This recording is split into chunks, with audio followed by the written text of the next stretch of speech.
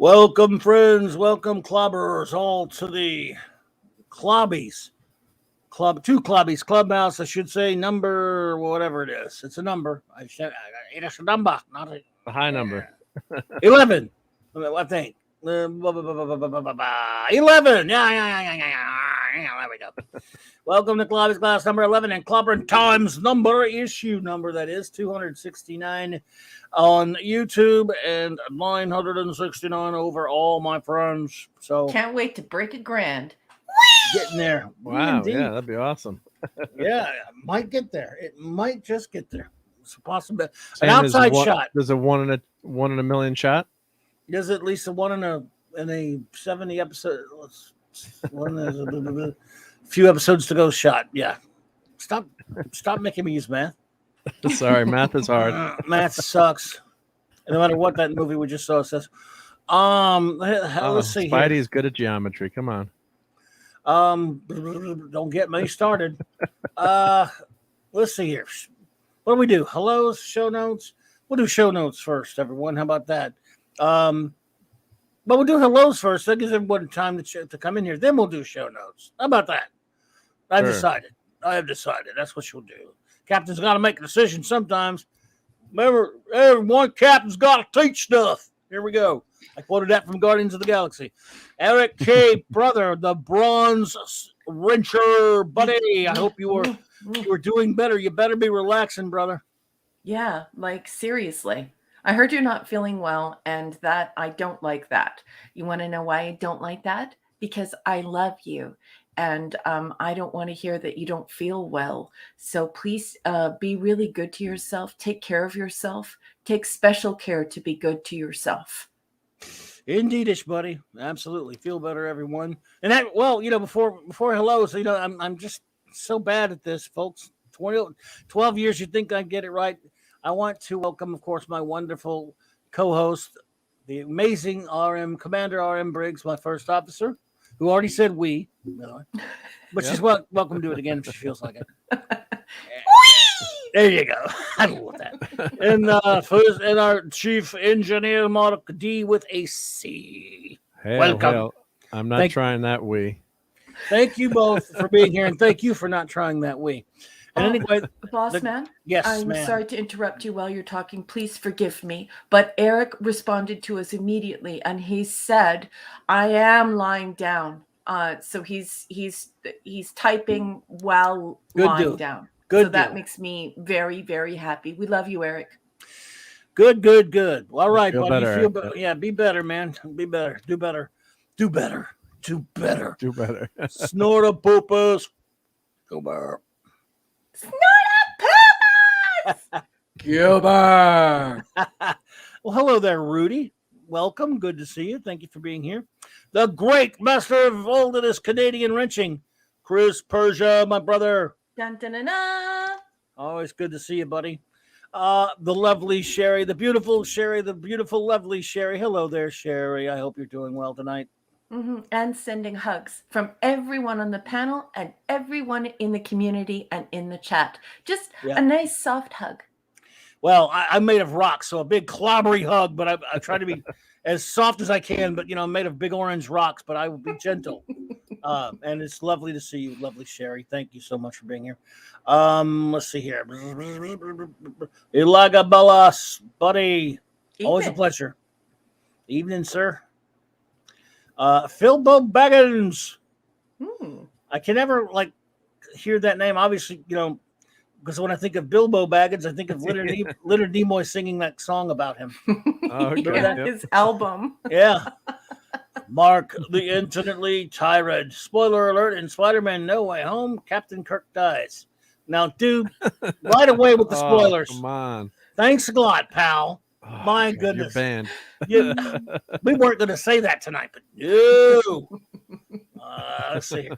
Kal-El, buddy. All right. Hey. Hi, Good honey. to Nice see you to here. see you. Indeedishness. Decepticon. Sean, all right. Great to see you, Sean's buddy. here. Great. Yeah, absolutely. It is good to see you, my friend. Sean. Let's see. J-Man. G-Man's here. Good evening, my wonderful friend. Oh, you are such a great person, and I'm so excited that you're here. Thank you for stopping in. Always good to see you, buddy. Just getting ready for bed. I got you. Well, let's see here. Pat S. brother. Evening. Let's see. Pat S. says, biggest laugh I ever got in a member stream when I told him that CLOBBERIN Times explained to me why I was wrong in liking Thor Ragnarok. Can he do the same for the new Spider-Man? Stay tuned. Ooh. Oh, I accept that challenge. Yep. But people at home, listen, I love Clubby very much. And he's a very good friend. We've become very close over the last year and a half. Don't ever count your chickens before they hatch when you're dealing with Clubby. Clubby will never overpump something, and he might not have the opinions you think he does. He's not a very group-thinky kind of person. So I strongly caution you to wait for Clubby's words in Clubby's own words, because you're not quite sure what you're going to get. It's a bit like a box of chocolates. You never share what you're gonna get. But the thing is, I will tell you, I do have a lot of, and again, this is gonna be a topic soon called unpopular opinions, because I have quite a few of those. Mr. Angel, what? No, hey, sorry. Chef's here. Mark? If you just heard Norman Osborn, I figured out how, when you have an old action figure and you're trying to figure out how to trigger the voice effect. So I'm like, how does this voice effect work for this goblin figure? And I got him to work. So sorry, we'll show him later, but sorry. Well, damn it, Norman, Catman, KD Writers, hello there, and Mr. Angel, hello there. Evening. Thank you for being here. Did I go? Wait. Oh, it worked, and now you don't like Thor Ragnarok. Well, I have a lot of problems with it. But, dude, I would never begrudge you liking anything unless it was filth. Yeah. Well, there we go so far with our hellos. But if anyone else pops in, we will say hello, of course, accordingly. Quick show notes, folks. Of course, Saturday night, as always, our Saturday night Star Trek. 4 more episodes of Star Trek, The Next Generation Review. On Monday Night Football. I can't do a Howard Cosell without saying that. Yeah. You can't. I mean, maybe a crappy Cosell, but it's still, you got to throw that on there. So we're having a lot of fun with the big Star Trek show, and it's just wonderful. That's number 51, by the way. We have not missed one. We've done 51 in a row. Then we'll be 52 because we'll be off the following week. It'll be Christmas. Mm-hmm. But 51. Does that count as a miss or just a holiday? Any way you want to count it. That's but you haven't actually missed one. No. For no miss. Knock on wood for someone not being able to be there. Yep. Yeah, when you come to the comic book store, the virtual comic book store on Saturday night, and you pull on the door is always unlocked. Clubby and I are always inside, and we're always talking about Star Trek.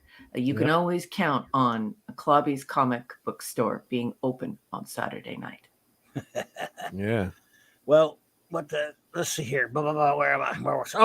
Okay. And then because the J-Man and requested it now, we have a Sunday night movie review special. Ooh. 6 p.m. Central. Spider-Man No Way Home Sunday night review special with, I believe, Martin. J-Man. I'm planning on being there. It depends on my travel schedule, but might not be there from the beginning, but I'll definitely be there. Gotcha. I'll put you there just in case. If not, it's always cool. J-Man.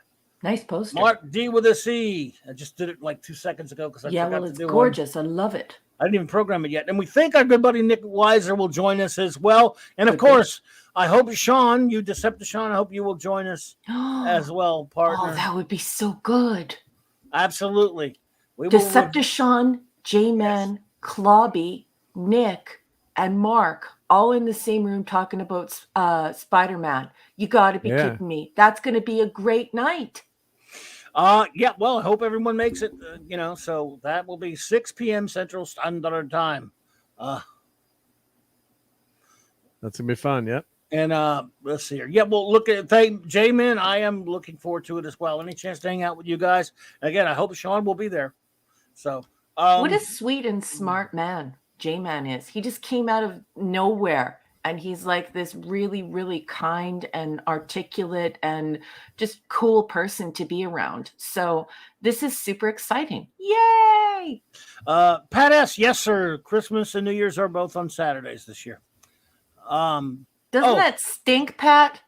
Sean will be there. Yeah, I hate for it when days off. Yeah, right. Yeah, I hate it when they're on Saturdays and Sundays. But yeah, Sean, great. Sean will be there. If I had an insignia thingy for you, Sean, you need a brand. You need a superhero symbol so I can put it on there. Do you need help with that? If you need help with that, honey, get a hold of me. I'm just teasing him. He doesn't do a channel. He just hangs out with J-Man. But if he wants one, of course, he should have one, right? Yeah. He should have. He deserves he's one. He's got his Decepticon icon there. You could use that. Does he? Right? That I icon have to see it small.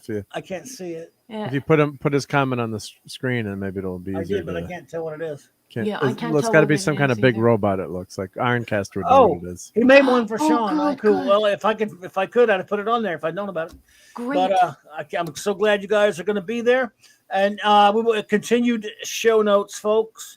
Monday night, and I don't have anything put together for that because I still haven't even made my spinner rack video yet. By the way, I'm so sorry, everyone. I've not been home. I was able to get it ready last night. Didn't get a chance to record it. So the spinner rack time machine, not that anyone cares, but we'll be out tomorrow, both of them. So if I still have any voice left to make them, who knows the way it's going. No coal in your stocking. It's okay if you're a day late. And Monday night will be something to do with Christmas related comics. I don't know what. I haven't put it together yet because I'm slow like that. And I think, Tuesday night, Loki's Mornings of Mischief Roundtable. Remember the old comic book roundtable that he has disbanded? Well, we'll get together for a reunion for Christmas. Nice. And next week, the Global Geek Gang will gather for a big Christmas with the Superheroes special. Yay! A week from Thursday. Global geek, gang. Now, by the way, I don't know if we're going to have a clubhouse or not that Thursday because it's so close to Christmas, and I may have to go to see my daughter that night. Yeah, well, that's okay, honey. Family first. You are my family. You two are my family. I don't, my rest of my family, they won't even talk to me. I don't know, but I wouldn't talk to me. Anyway, I love you. And my wonderful first officer, of course, is a writer and an author. So I will have her now tell you all about her magnificent works that you can find. Please go for it, number one. Oh, my goodness. Oh, thank you so much for promoting my work. Yes, folks, I am putting together a short story collection. It's science fiction. And in order to try and drum up support with a publisher, because they don't really like to publish short stories. I don't know why, because, short stories are pretty popular, but apparently publishing houses are not interested in it. They want you to drum up support. So what I've done is I've taken all of the stories and put them on sale on Amazon and Kindle individually. So they're under $1. I think they're only 74 cents American. If you would buy one of my stories and if you like it, leave a review. That would really help me out a lot. And if you're wondering what the stories are like, they're a bit like Edgar Allan Poe, Philip K. Dick. They're inspired by that type of writing and that type of that style. So, and thank you to all of the wonderful people in the community who have gone and left the most brilliant reviews. Like, just you guys are so smart, so articulate, and so generous, and such good friends. Thank you so much, everyone. Well, thank you, number one, for you've been the greatest Christmas present any YouTuber could ever have. Having you hanging out with me. I love you. You're my Christmas present. Zax, you old Hulk villain, and Parrothead. What's up, buddy? Hey, Parrothead's here. All right. I've heard rumors that he is wasting away again in Margaritaville. I want a margarita. Let's go hang out with Parrothead. Where's that lost shaker of salt? That's right. He has all the good memes. He will make you laugh hysterically, and he has margaritas. Why aren't we with Parrothead right now? Well, you could have mine. I don't want that. Yes, I know. Well, yours, we wouldn't need to put anything in it. No tequila in yours. I won't be having a margarita. Thank you very much. I will have my sweet my Arizona sweet tea I love With a it- margarita on the rocks, no with salt. extra sweet and low. Yeah. See, when I order sweet tea at a restaurant, first of all, I still resent always having to say no lemon. Why do they put lemon on your tea? They just assume you want it in restaurants. That's bad. Yeah, I And don't then- like lemon on my stuff. Yeah. I like lemon fine, but not on my tea. I just don't want it there. And Yeah. and they always, you know, have you noticed restaurant always does that? And then of course it's sweet, but I'll go, I'll ask for a bunch of sweet and lows because it's never sweet enough. And they'll say, but what do you need sweet and lows for? I say, well, because it's not going to be sweet enough. Are you sure you didn't even try it? I know it already. But sometimes I'll try it and I go, I'll tell you, the weird thing, the best tea is at McDonald's. I don't know why, because they suck for everything else. But the sweet tea doesn't even Their coffee's pretty good too sometimes. And Oh, okay. Well, there you go. Their coffee they- in Canada is amazing. Andy Masterson. Evening, Andy. Hell, Andy. Yeah. And their fries are, come on, they're fried McDonald's fries and Oh, well, and yeah, they milkshake. are. Okay. I didn't even Yeah, start a riot by saying they suck. Yeah. Tailgating for Jimmy Buffett resulted in my kids. Whoa.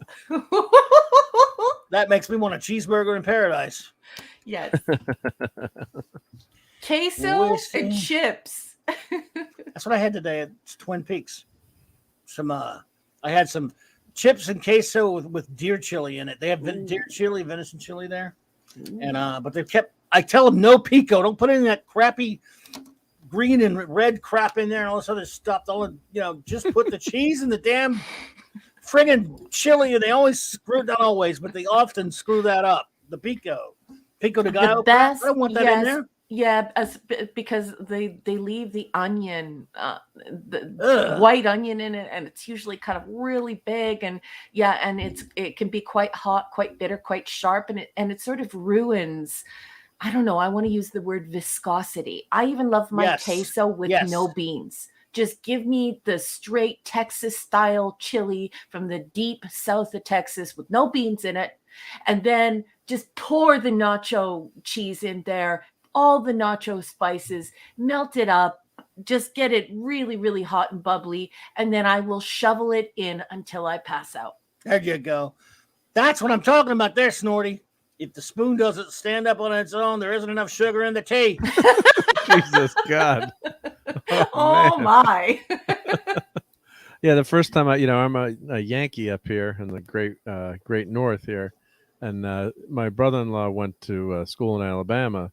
So, I'm like, well, I'm making tea. He's like, well, you guys don't know how to make tea up here, And then the first time my boys had sweet tea, they were like, why don't you make it like Uncle Mike makes it? It's the best. And my wife, the missus, tasted like, my God, how much sugar is in this? It's like, well, how do you think the boys like it? I'm Uncle Mike, Your Uncle Yes. Mike, yeah, right? In where I used to Exactly. live in a place called La Place outside of New Orleans. When my nephew was growing up there, and all of his friends would come watch the Saints games at my place, everybody just calls me Uncle Mike. Aw. I mean, kids over there call me Uncle Mike. I'm not their uncle, but I feel like I am, and I love them all. I miss those times. Captain Cockney, number Spock. Hello there. Well, Good Captain evening. Spock. Nice to see you, sir. Good to see you, number Spock. I am number Spock. That is illogical. These are two different television programs, and they should not be mixed together, Captain. Yes, RK. I have tried real Cuban espresso. I went to Cuba. I spent 2 weeks there. I had the time of my life. I absolutely love Cuba.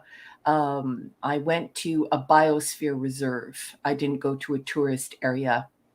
I went to a place called Cayo Santa Maria, or Cayo, or I'm not sure how it's pronounced. Cayo Santa Maria would be the anglicized way of delivering that. And I highly recommend Santa Maria. I highly recommend the biosphere. I just go there and just stay there for 2 weeks. The water is incredible. It's exactly like being in a bathtub. It's clear all the way to the bottom. It's almost like being at a lake in Canada. The water is that clear. It's exactly like being in a bathtub. And you get up every morning and you have espresso, and you have the most wonderful pastries, and it's just terrific. Yeah, It's amazing, amazing, amazing. Nice. Let's Nice. get everyone hungry. Well, it's a good thing I had me some canes tonight. You had That's that. chicken. Oh, chicken yeah, in that's the that front, right? crazy chicken That's the that I best in want to chicken try. chicken fingers, right? Yeah, but see, Laplace has a great little theater there, rebuilding strong. Are they? They got a theater now again? I haven't lived there since 2004, but a lot of my family still lives there. But yeah, they are rebuilding fast. After they were pretty devastated by the storm a couple months ago. But yes, Canes. I really wanted Whataburger tonight, but they were too damn crowded. So you know how you really geared up, you really want one thing and you can't get it, you fall back. Well, see, the thing about Canes is, no matter how crowded they might look at the drive-through, they are so efficient and so fast and never make mistakes. Really? You go through them. Well, it's the greatest business model for that type of business I've ever seen, because they never change their menu and never add anything to it. Not ever. It's got the 4 different things you can get, just about, almost very few variances, and they never add new stuff. You know, like they do at McDonald's and all the other ones. They keep it simple, right? Yep. It's so simple. Yeah, and they never make mistakes. They're really conscientious, and they're fast as can be. Whereas Whataburger, where there was a billion cars, and I'm like, no, it'll be an hour. And I wanted me a Whataburger tonight, but the Canes did okay, because I couldn't even get popcorn and stuff at the theater today. So no popcorn. How'd that happen? That's a travesty. We were kind of late because traffic was messing me up. I had to go out and pick up a friend of mine way out in the sticks, getting out there to pick him up took forever. Then we went and sat at Twin Peaks for a while because we needed a place to sit, and we did. He said, "Look, it's going to be 30 minutes after showtime before the movie starts," and we said, "Are you sure?" I said, "It usually is, but what is we go there and they actually started on time?" But they didn't. But still, the line for concessions was ridiculous. Not the line to get in, because not many people went to the movie that we went to. Or there were other showings, like there was a stupid IMAX, and we don't go to that. So you didn't see the IMAX? Oh, the IMAX is great. I'm blind, dude, and IMAX won't mean crap to me other than be annoying. Yeah, but it's huge. Like, it's massive. So I just want to see the movie and get it over with. Nah. I just want to see a normal theater. I can't stand IMAX. I hate it. Well, is it a full size IMAX? Like my IMAX, I see it. It's like a half size IMAX, so it's like. Oh, really? It's not like it's not a real IMAX. It's like if you go. IMAX sucks. I don't. I love IMAX. No, IMAX is terrible. What it is it's a way to sell Gravol. That's number one. Number two, I hate it. And 3D. 3D and IMAX, the two of them. I hate 3D more. I love IMAX because I love the format. Like whenever I go to a museum, they have those gorgeous IMAX movies about like World War II or like the space shuttle. Oh yeah, those are pretty cool. Oh, those are amazing. I don't know. Maybe it's because the screen is smaller for you, but just the thing is that if you're in front of a proper IMAX screen, it doesn't feel good, and you don't feel like you're imbibing all of the images because you're so close to it that it hurts your neck. Like you find yourself wanting to back up. Maybe, but yeah. I'm the techie engineering type, so I like bigger, better. And I saw like 1917 in IMAX. I hear you. Like I enjoy it at my planetarium, but at my planetarium, I can, and it's it's a dome at our planetarium. But the difference is, but the difference is you can lay back in your chair and you can enjoy yourself. But when the way that IMAX, the chairs are staggered so that everyone feels like they're in the front row, and the screen is so big, it's just there is a scaling issue there. But perhaps I would be. I could see that with the big IMAX, like this IMAX. It's like a half. It's almost like they call it IMAX, but it's like almost like just a bigger screen in the theater. Yeah. And then if you sit and they have it, the movie theater I go to, they have nice stadium seating, so the person in front is never blocking you. But I actually sit closer, like in the second row, because then you get like the whole screen. Yeah. And it's whatever you know. You got to try a real IMAX, because I think you would be like, well, I kind of like the IMAX reduced. Holy shit! Yeah, I've seen a few real IMAXs, but just one or two movies. I went to see 1917 there, but maybe it was just the event too, and Yeah. you know. But I I saw that like on a that kind of stuff. I Yeah, saw that on a regular screen. The screen looked fine to me. But yeah. Pat, dude, hey, that 70s. What's up, brother? Kamloops. Let's see. We have 7 IMAX tickets for Saturday morning, Saturday 10:45 a.m. Is that $119? Well, for 7 tickets, right? Yeah. Wow. The kids outvoted me and my brother, and didn't buy their own tickets. Merry Christmas. Well, there you go. I hope you enjoy it. That's, I mean, of course, that's, well, tickets are about the pretty similar price, I guess, where I am, but I went to the normal, plain old theater. Like I said, with my crappy eyesight, I'm not going to get much more out of the IMAX other than noise and a headache. But it's fine. I can sit through it if I have to, but I just need a normal screen. I hate 3D the most, though. We don't even get that anymore down here. I 3D was a disaster. I 3D don't was like horrible. the IMAX to the point where two people are having a conversation on the screen, and it's not even super close up, and you literally have to shift your entire body and head to look at the other person, and then you have to shift your entire body and head back to the other person. So when IMAX is full size, I'm going to argue, full size, maybe reduced size, then I would be like, ooh, look. Yeah. Ooh, And shiny. everyone's killing 3D too, which is true. But I have to say that again. I'm going to say the engineer, like when I saw IMAX 3D, like the IMAX 3D was really well done at this theater with the not the full size 3D, but it's a gimmick, but it looked, you know, they didn't have those horrible glasses. They had like these better glasses.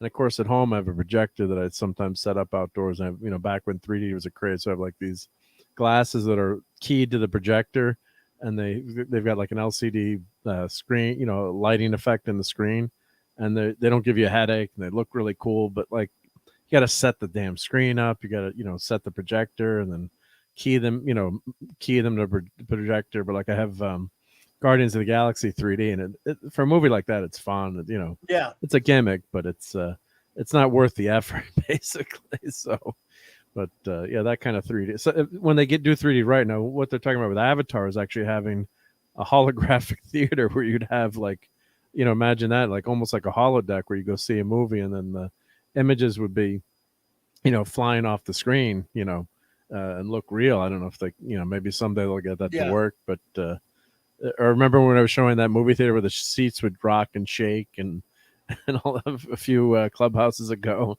you know, Right. like you could get sick if you were in your seat. I mean, they're trying all kinds of gimmicks to bring people back to theaters. So, but yeah, good old fashioned big screen.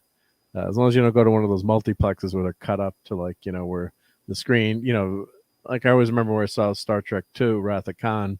It used to be one massive, huge movie theater, and the screen seemed like it was, you know, I don't know what the size, like 100, massive screen. And then when they're doing multiplexes, they chopped it up into like 3 theaters, and like you're in the wall, you're like, crap, the screen used to be so much bigger, and then you're all the way in the back. It's yeah, so I really appreciate those new movie theaters like the Alamo Draft House, and when they give you a good experience, then it's really fun. Yeah. I mean, I don't know.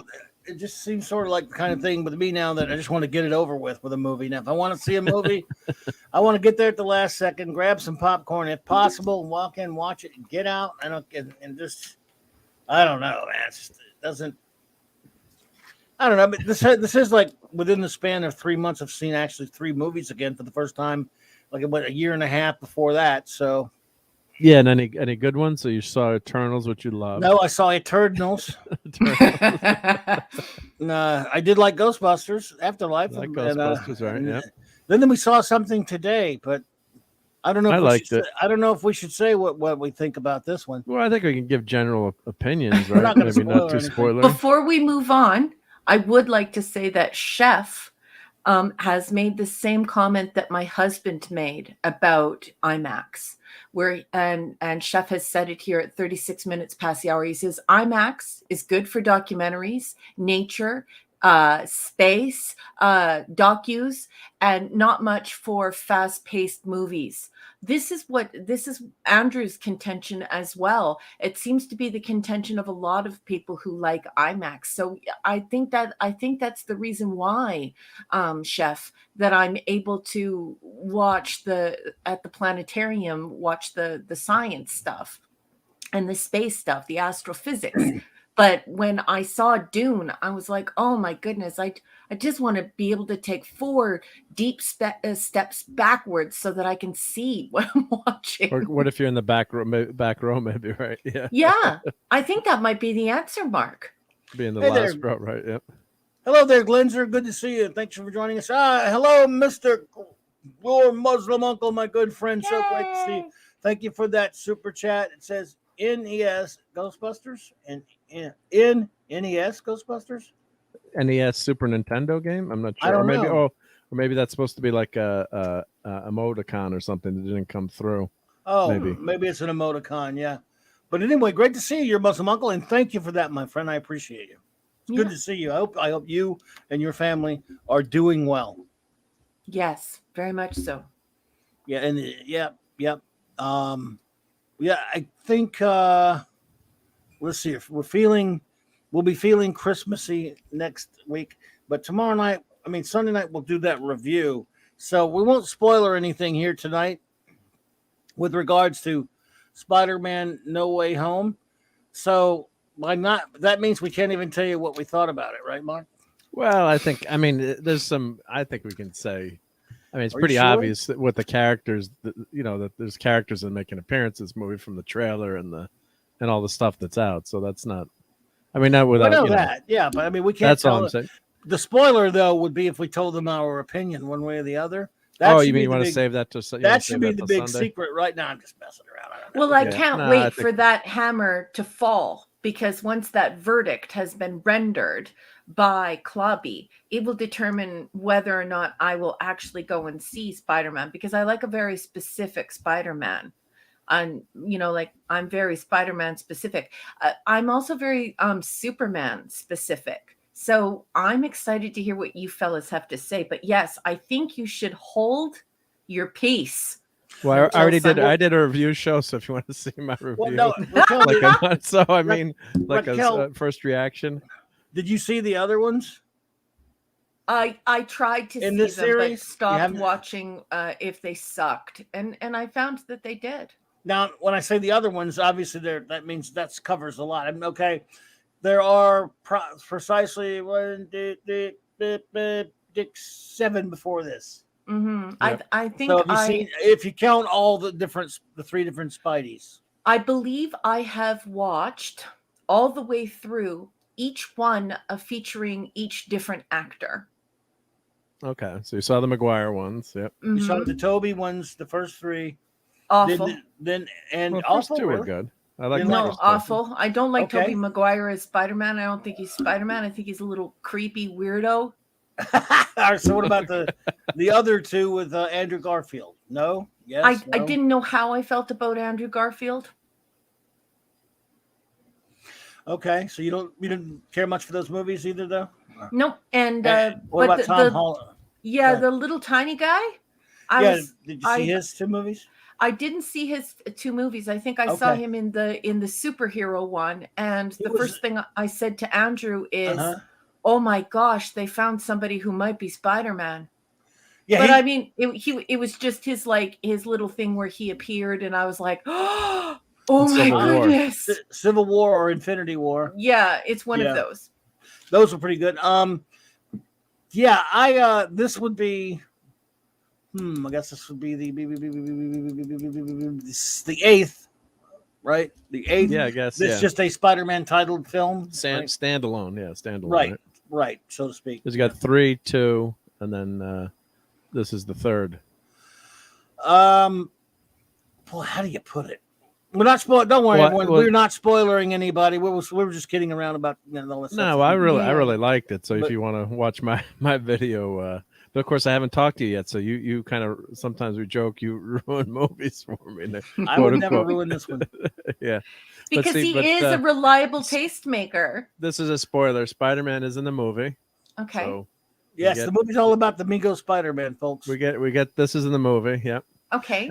And I did get my Norman Osborn. I love this action figure. This figure, so we can just show that. I did get that to work. So if you push his seat down here, come on, Norman. All right, Mark. What we do then? Let's do this briefly then. Since after you do that, since we've grilled Raquel on those, you and I will briefly comment on the other Spider-Man movies first. Yes, please do. And can we have some visuals, just because I'm a nerd, not a geek. So I'm not geek fabulous where I have like a brainiac encyclopedia like knowledge of these films. Okay. We'll do that. Oh yeah, no. I had the chair working before, so you're supposed to push down on the chair. That's what happens when you do live TV, right? Right. Come on. You were working before, Norman. And he actually the mask lights up. And he speaks. There we go. Come on. Wow. Spider-Man, come out to play. Oh my. Yours and mine. Can Spider-Man come out to play? So that's a pretty cool figure. So I think you can still obviously find these guys on eBay. So that's that. And William Dafoe was fantastic as Green Goblin. I know people don't like the Power Rangers, look, but great actor. So yeah, Willem Dafoe was really great and really scary. So let's set some ground rules, because I am a nerd, not a geek. I would like to clarify. There's your visual. I am a Peter Parker, 1960s cartoon Spider-Man person. And that means that I'm all in on old Aunt May. Aunt May is not a hot lady named Marissa Tomei. Right.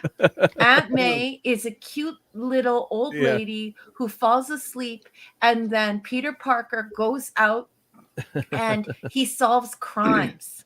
That is my Spider-Man. Hey, Tim Stop. Hello there. He's not in the Avengers. He's not fighting space aliens. Yep. No, he doesn't do any of those things. This I'm supposed to push the button, and this Spidey's supposed to swing I can't up. show too many. I don't have any pictures set up, but because and if we Google them, we'll end up with a bunch of spoilery stuff in the movie. Oh no! I just noticed.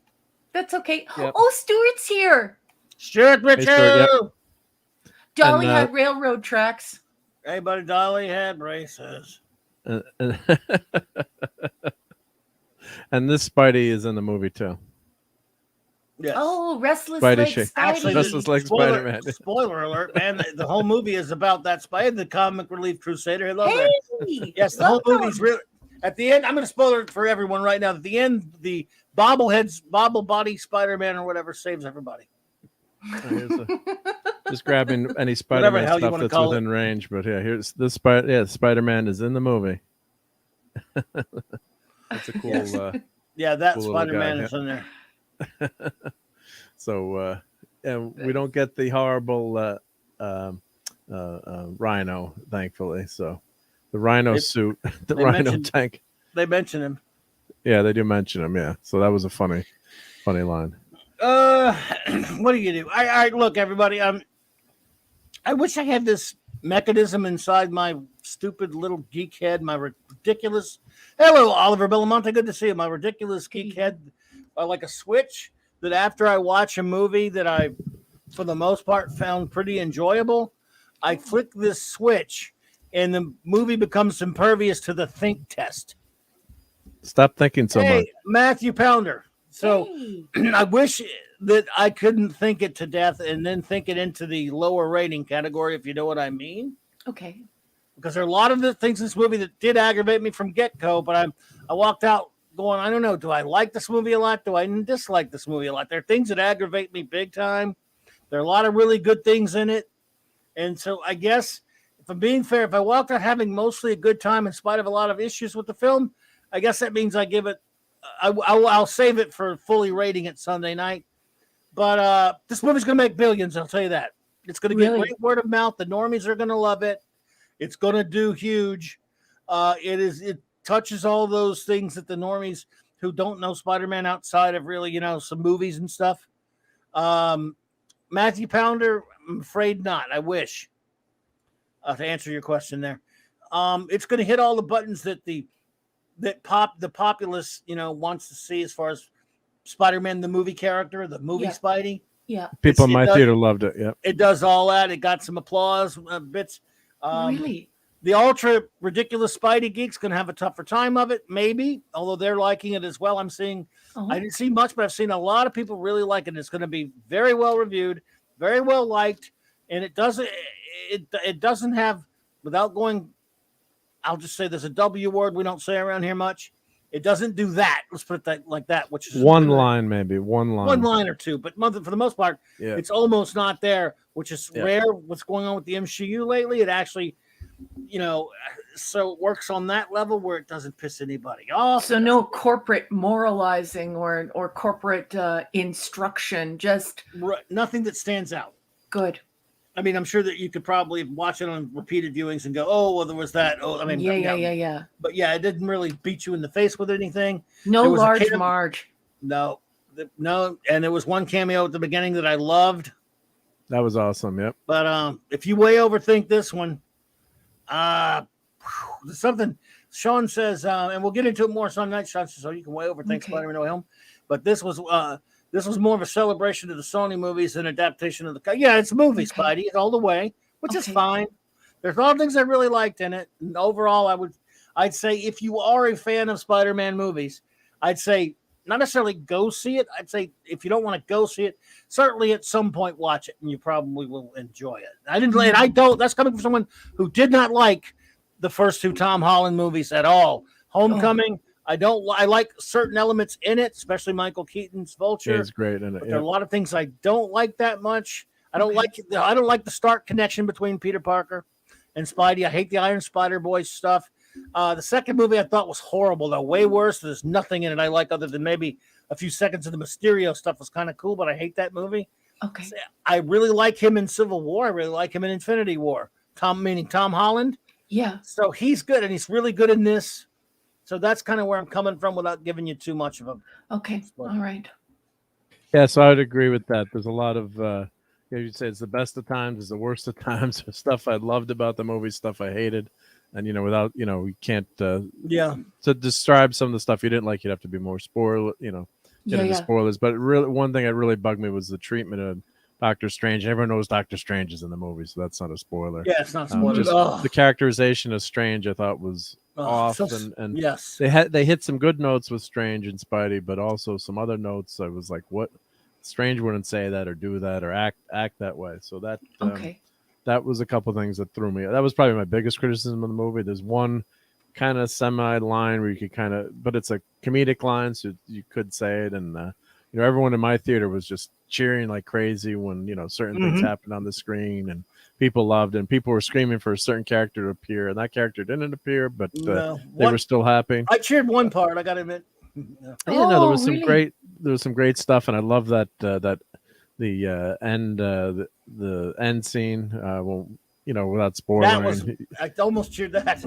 Yeah, I did but- cheer that. My son's like, when I finally saw that Yeah, that last few seconds where Spidey is swinging. It's not giving anything away, but Spidey's swinging, and so Spidey's swinging, and I'm cheering as Spidey is swinging for a certain reason. You'll know when you see the movie. yes. But Well, it's just I hate it when movies are in bits like that, though. No, I don't. By the way, Pat S., I don't know the answer to that question because I don't know much about the business end of that kind of stuff. I know my boy Valiant Renegade and guys like that can answer those kind of questions better than I could. That's not really my wheelhouse, as the kids say. But Mark, the thing about that is that's one of the problems with a lot of these Spidey movies. They have so many bits that are just go, wow, that is so fantastic. I hate, for example, the second Andrew Garfield when Amazing Spider-Man 2 Electric Boogaloo. I hate that movie. Yeah. But the last 5 minutes is amazing, if you'll pardon the pun. Yeah. When he finally shows up to take on Rhino, that scene when he goes, remember there's a scene at the end of that when Raquel, again, the guy, I don't mind the casting of Andrew Garfield, I just don't like the movie. Yeah. Well, at the end, Spider-Man, because of the death of Gwen Stacy, for like 6 months he's sitting out, he's not doing anything, and he's quit. And then he sees on the news after about he just wakes up and he sees that there's bad guy called the Rhino in a really stupid suit. It's a Marvel Yeah. villain that they've really ruined. But anyway, he's causing a big, he's attacking downtown. There's no Spidey to do anything about it. He finally decides to get off his ass to go back as Spidey. Before he gets there, this little kid dresses up in a Spider-Man costume. When everyone's running from the guy, he goes after. He's like to confront the guy, the big villain. Yeah, he puts his web. Yeah. He puts his hands out for like a web shooter. Yeah, Like the kid, yeah. and then real Spidey comes along and just starts acting exactly like Spider-Man. About to fight him, it looks like he's finally back. It's real triumphant. It's all a real cool scene. The movie's over. He's about to fight him, and they leave it. They go to black. Boom. You don't get to see something. You go, wait a minute. I understand what they were saying with that scene, but I'm like, it was a great setup. Yeah, it was a great setup, but the hell with you. It's over. Yeah, but Spidey won. We bummed you out for like 2 hours now, and we pissed all over your face. This looks pretty cool, so goodbye. I think Garfield has probably the best moment in this new movie too, in terms of emotional impact and really touching scene. And I thought that was really well done. These guys can act too. I mean, Maguire can act, Garfield can act. Yep, and Holland is good. They're good. They're good in this movie. So it's. I think both of those idiots are not and should never have put on a Superman costume. I don't like either one of those guys. Yeah. I don't know. I don't know. The Garfield guy is kind of okay, but it's just I was like just so it. excited. I love seeing Spider-Man got that first movie. Mike and Victory, welcome. I he haven't seen you here brings before. Good to see you. I can see where people don't. Yeah, and hail Mike. Yeah, but I can see where people don't like Maguire. It's it's like, do you like or not like someone in the role? But he kind of he's grows awful. on you. Oh, he's terrible, Mark. Yes, Oh. Kal-El. I thought Garfield. It's funny when he takes off the mask, he looks just like a young Ditko Peter Parker. He's like a skinny, little Yeah. kid and stuff like that. When he's Spidey in those movies, which I don't like, I can't stand either one of his movies. He does talk like Spidey. The wisecracking. They finally got the wisecracking. Yeah, taunting Toby the didn't villain, have all that yep. stuff. That's Spidey. Whereas But the Maguire, Holland kid looks the most like Spider-Man. Yeah. All they needed to do Yeah. was write properly for him because he looks like Spider-Man. right? Well, hopefully we're gonna get that going forward. We'll see how the next movie Yeah, goes. we'll see. But, Yeah. He When does. you think of Paul Soles' voice, Oh yeah, he was. and you're amazing. thinking about this mature Spider-Man, this amazing Spider-Man where his voice is already dropped. He's gonna go down to the local nightclub, and there's going to be some acid jazz and some really sexy girls, and they're scantily clad, they're dancing, everyone's smoking cigarettes and drinking fancy named martinis. So if you're going to ask me what he's like when he's just a little bit younger than that, I'm going to answer that Holland boy. Tobey Maguire always felt like a sort of awkward, creepy Spider-Man to me. And the Garfield boy he just did, I don't know. I wouldn't say his performance was bad, but I just didn't feel like he was No, I hear you. Spider-Man because I hear Paul Soles. Paul Soles is my Spider-Man. I love him. I think love the him. writing was just so bad in those movies too. Yeah. I mean, in the Garfield's movies. Mhm. So and I think he really loved the character, and he wanted to continue as Spider-Man, but just that that second movie with Electro was just such a disaster, so poorly written that Sony was trying to set up that Spider-Verse really quickly, the Sinister Six, and they were trying to get it done really quickly and not taking their time, and corporate influence. You could see probably the meddling with the directors, and we got to cram all these characters in, and we're going to make bazillions of dollars instead of some of my favorite scenes in Spider-Man, some of the Spider-Man movies where you've seen dealing with street crime, like you said. I think it is in the Garfield one. They have one nice scene where he's stopping some robberies and things. It's just being that friendly neighborhood Spider-Man versus the Avengers. It was great to see him in Civil War, and it was fun, but in the long run, it did a disservice to the character because you want to see Spider-Man struggling. He's on his own. He's got a girlfriend, but he always gets the bad breaks. He's a smart guy, a genius, but he's struggling to get through Empire State University.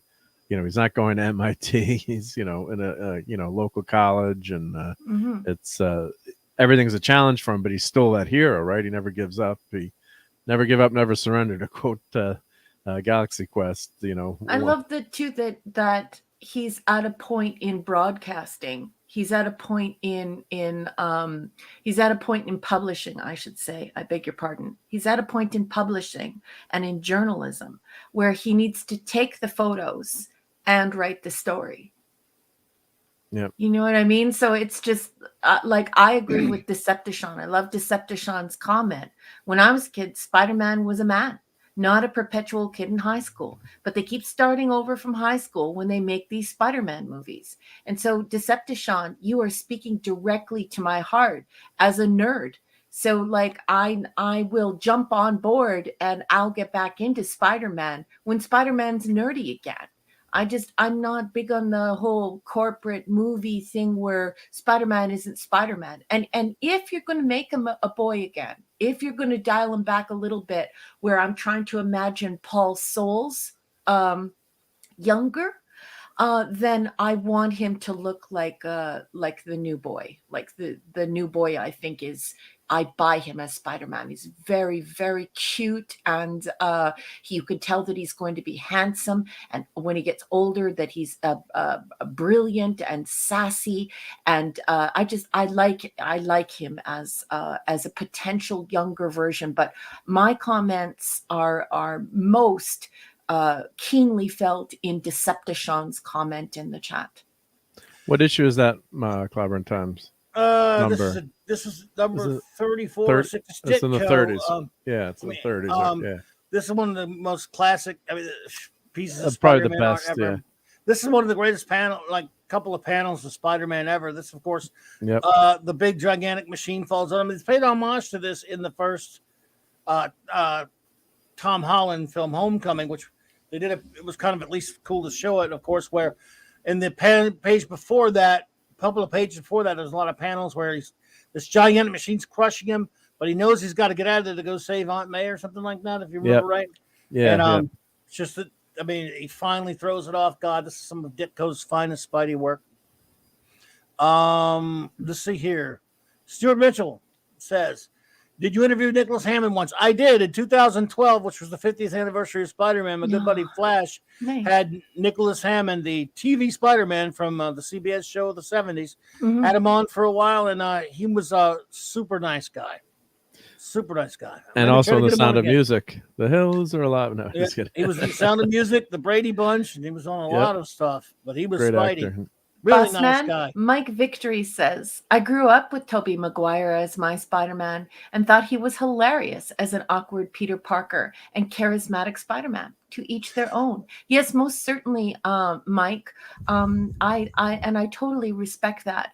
I'm a half a century old, and so my Spider-Man is the Paul Souls. It's the 1960s to 1970 Spider-Man cartoon, and it's interesting to see the way that the chat is shaping up, because it's sort of like Decepticon has plugged into, I think, the feeling of a lot of Canadians, because during that broadcasting time, a lot of people who grew up in the 70s had that 1960s to 1970 Spider-Man cartoon to get involved with the comics. So a lot of Canadians started with Paul Souls, and they feel that Paul Souls Spider-Man, which is the nightclub going. I did too. I love university That was my first aged introduction to the character. Yep, as a little kid. Yep.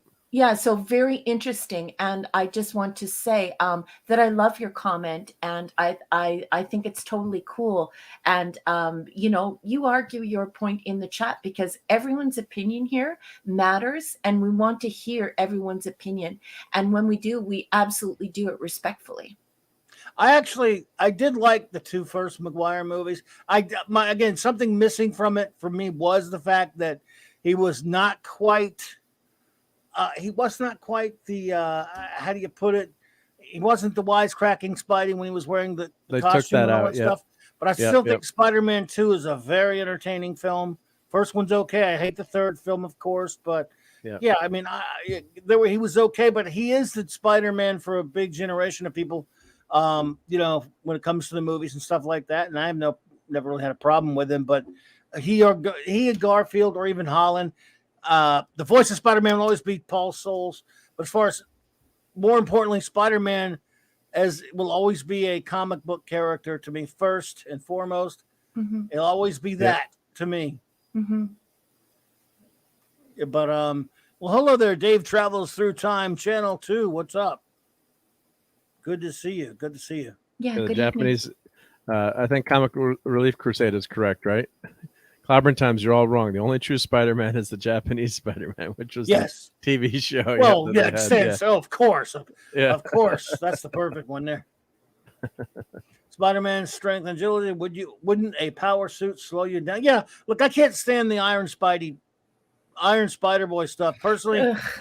it really aggravates me. It takes me out of Spidey. That's why there's some, without spoiling, there's some good things in this movie about that deal with that. Yeah, I mean the whole dynamic with him and Stark. You know, Yeah, that's not too my much. bag, Too really. much. Yeah. But yeah, what are you gonna do? There are different iterations of every character. At least we're talking about Peter Parker. At least they made a movie that was all about Peter Parker. And I'll be surprised if they do another one. Hey, Pop Culture Republic, good to see you. Good evening. Hey, Pop Culture Republic. Nice to see you again. Yeah, welcome. Let's see here. But yeah, my Spidey's the one from the comics and some of the cartoons, of course. Yeah. That's what he'll always be to me first. Movie characters, especially live action movie characters. It's not that I can take it or leave it with those. It's just I am at that kind of at that point now that when they make a live action one, I'll get excited for a while. I'll watch it. Yeah. A few of them hold their value, but for the most part, it's they're comic book characters to me. Last night we celebrated the 43rd anniversary of the Christopher Reeve Superman. Mm-hmm. Superman the movie opening in 1978 on this day yesterday, that is. So let's see. Kal-El says the movie was already on thin ice for me, but I completely checked out of Spider-Man 3 when Tobey Maguire started doing his finger guns and what. Yeah, I hate Spider-Man 3. It's stupid. It's terrible. Yeah, real Paul horrible. Souls' Spider-Man was so cerebral and dignified that I would almost feel like that he was like a Sean Connery type of character. He was very dignified and sexy, and he had like this secret life. It was a secret identity. But the rest of the time, he was in a smart sport coat and nice pants and dress shoes and was listening to the best acid jazz and was and liked gorgeous girls and you know what I mean. And he was very suave. He was a James Bond like character for me. And I love Paul Souls' Spider-Man. So yeah, the finger guns and all that kind of stuff, that's not the kind of clever that Spider-Man was, at least not Paul Souls' Spider-Man. His humor was cerebral and definitely didn't require finger gun gesticulation or pew-pewing. Well, it was just a goofy ass scene that was really, it was a joke. Yeah. Yeah. Christopher, I think that's. Sorry. Go. I was gonna say that's where I think we see corporations getting involved. So Raimi did not want to have Venom in the last movie, the third Spider-Man 3. It's the last movie, and he was fighting it. He just didn't want to cram that villain in there, and he was 100% right. And I think almost you wonder if sometimes he sabotaged his own movie just to show the studio, or or what. I don't know, but I'm just that's where you can't have Venom, it's a new character, and that initial run on Venom, I love that intro to the character, and Reed Richards helps him out, and he creates that sonic disruptor gun so he can fight Venom. And Venom is a chilling villain for Spider-Man because he knows all his secrets, and the Spidey sense doesn't work against Venom. So that Venom's been overdone, I think, but you could see when the Sony interfered and they had to have Venom in that movie with Sandman. It's like, just do one villain or let it happen organically, or have a tie into Venom or showing how Venom could appear. But it was just so hackneyed and so rushed. It was just lost all that what was good of that story. Just was totally ignored or glossed over, and just you could see how that the company getting in the way of the director's vision, the writer's vision, just can really Yeah. wreak havoc. Yeah, the anxiety is false when you have more than one villain, because you don't allow anyone to build up any anxiety. And just when they have released that anxiety, then the anxiety is artificially created again. So you're not allowing it to build up. So it almost feels as if there's no risk when there are too many villains. You just need one villain to focus on the villain, make him dastardly, make him terrifying, make him diabolical, where he could bring the whole earth to an end. And then the reader or the viewer engages with the anxiety of what would happen if this villain wins. But if they're if the reader or the viewer is thinking to themselves, oh, he's going to get rid of this villain and then he'll get rid of the second villain, they're caught up in how the first villain will fall before the second. They're not caught up in the suspense of the risk. And you have to allow them to invest in the risk. Give them that. They deserve that. Oh, yeah. 100% agree. Chris Crockett, what's up, buddy? That's the gentleman I went to see the movie today with, buddy. Hope you're feeling better, man. Yeah, you love the 60s cartoon, the Electric Company Spidey. Yeah. Easy Reader says, and of course Hammond, and Spider-Man and his amazing friends, which a lot of young people like love you. That. Yeah, youngins like me. That. Young people like you. And the Electric Company. Got to love the Electric Company. You had to see Spider-Man live action, of course. The Nicholas Hammond series on CBS. God, to see was just such a big deal.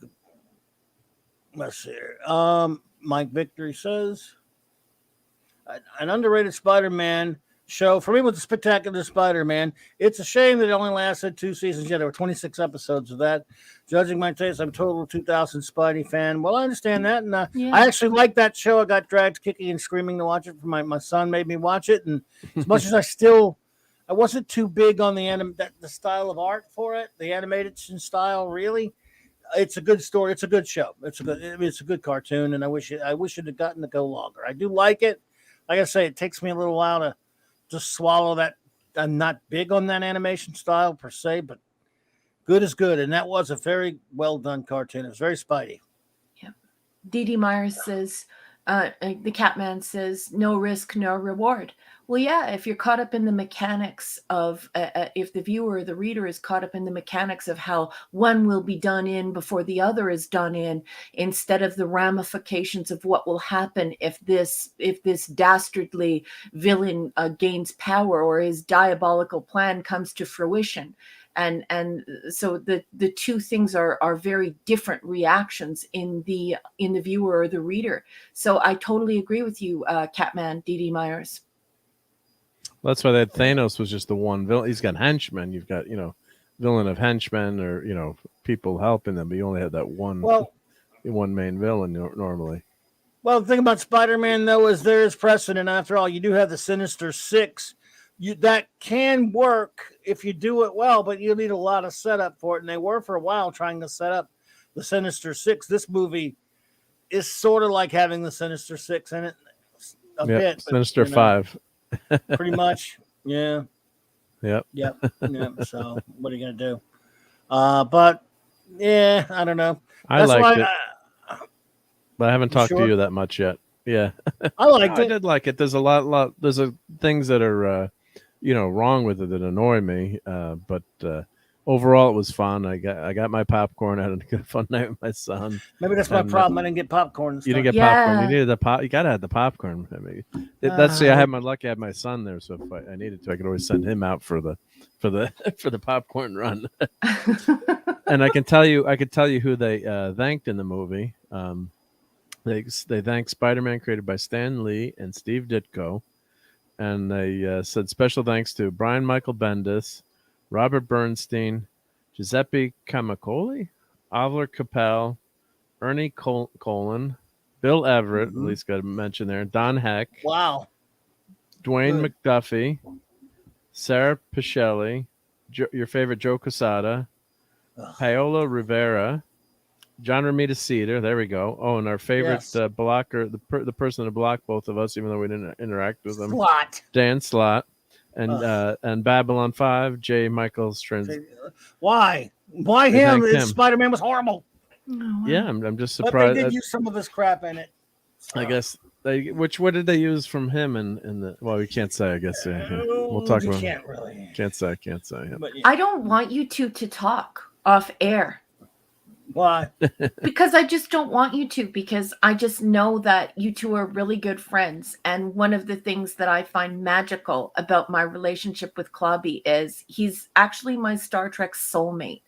People think that we talk online and like come to a consensus before we do our show, and we never do.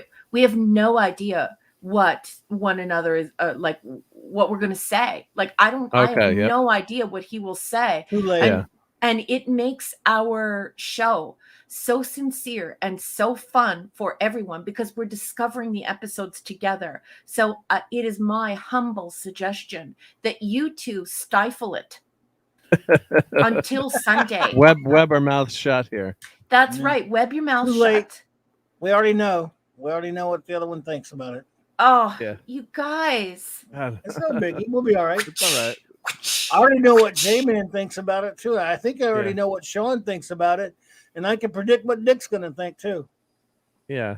I mean, I think it's it's a fun. That's why it's so fun to talk about these things like this. But as a armchair critic, and there are certain, but it's you can overall you could say you like something you didn't like, but pick out things you didn't like, and Clobbering Times is right too. If you've read a gazillion of the comics, that's always the character you love the best is in the comic, right? I mean, that's like reading The Martian, right? I read The Martian, loved the book, couldn't put it down, and hated the movie.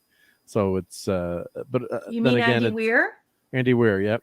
Yeah, the book is incredible. The movie. Yeah. But people that saw the movie said, "Oh, the movie was awesome." Like, well, did you read the book? They're like, "No, I didn't read the book." I'm like, "Well, you don't count then." But but I mean, and me being like a tech guy and just being able to see Spider-Man in live action, like as a kid, you'd always dream of that. We're talking about the Nicholas Hammond Spider-Man, and like I would talk to my friends, you're like, "Do you see Spidey shot his web this week?" It's like, he shot his web shooter once a show, because it was so difficult to do. And the effects were, they were cheesy, but it was cool. It was, for the time, it was pretty well done. And then I remember being an opening night, seeing Spider-Man, and what the heck was it, 2002 or when the first movie came out. And I mean, it blew people away, and that movie was massive. And, Spider-Man, Spider-Man can swing around, and all right, well, he's got organic web shooters. We don't like that, thanks, James Cameron. But, hey, it's... it hit a lot of the right notes, and we got even better movie with the sequel. So it's part of it is, hey, you're not going to get exactly what you like, translating a character. Peter Parker doesn't go home to cook up a formula to put inside of the capsules. Yeah, web shooter. Yeah. We hated that. Yeah. Why would anyone do that?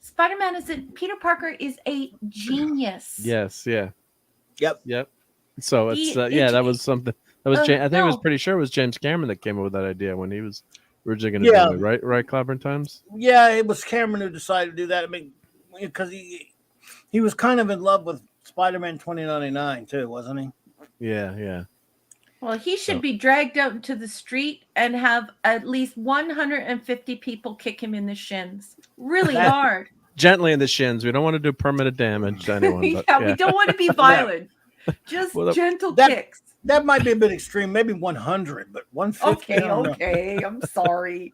Well, that was my joke. I'm like, when I went to see the movie, I'm like, wait a minute. Organic web shooters. Spiders actually, don't have webs coming out their legs. They're coming out the butt. So wait a minute, what's going on here? Spidey had some queso.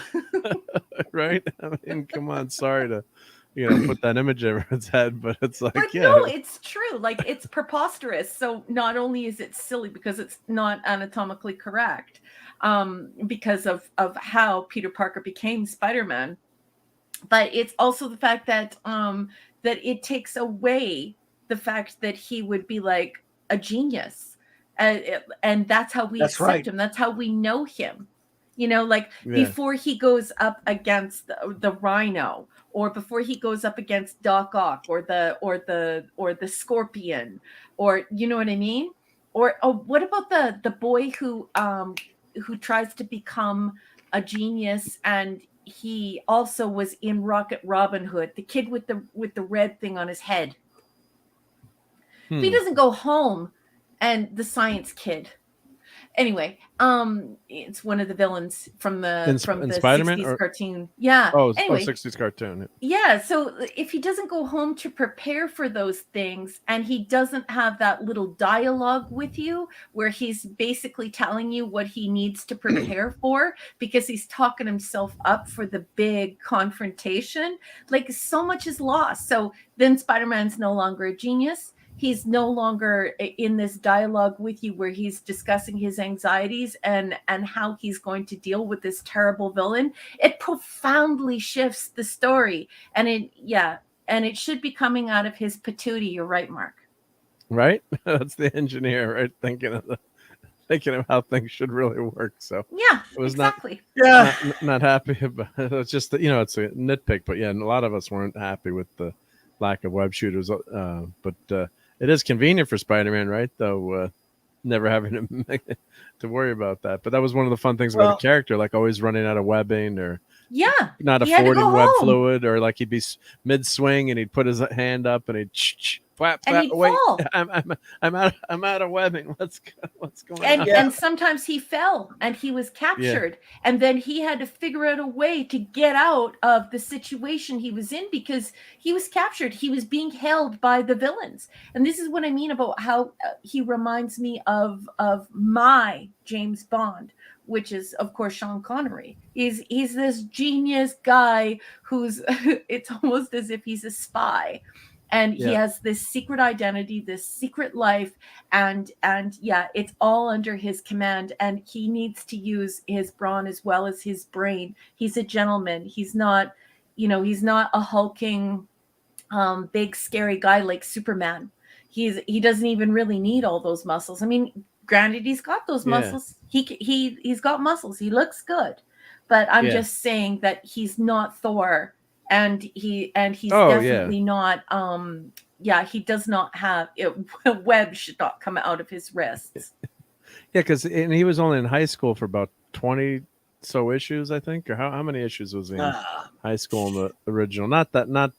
So people are mentioning, he's most of the time he heads to Empire State University, and he's he's out of that high school mode pretty quickly. So someone had mentioned, sorry, I can't remember who, they're always taking him back to high school, which is fun to have. I guess if you're going to do that origin, once, we won't want to see it all the time, but he's always basically a young adult or a young, like 20s, I guess, right? If you think about his history. And then for the longest time he was with MJ or living with MJ, and obviously then they got married, and then one more day, that travesty, because they wanted Spidey to go back to, being without Mary Jane, and Ginger side there, we'd love to see Spider-Man with our favorite redhead. What is the hate against Irish people?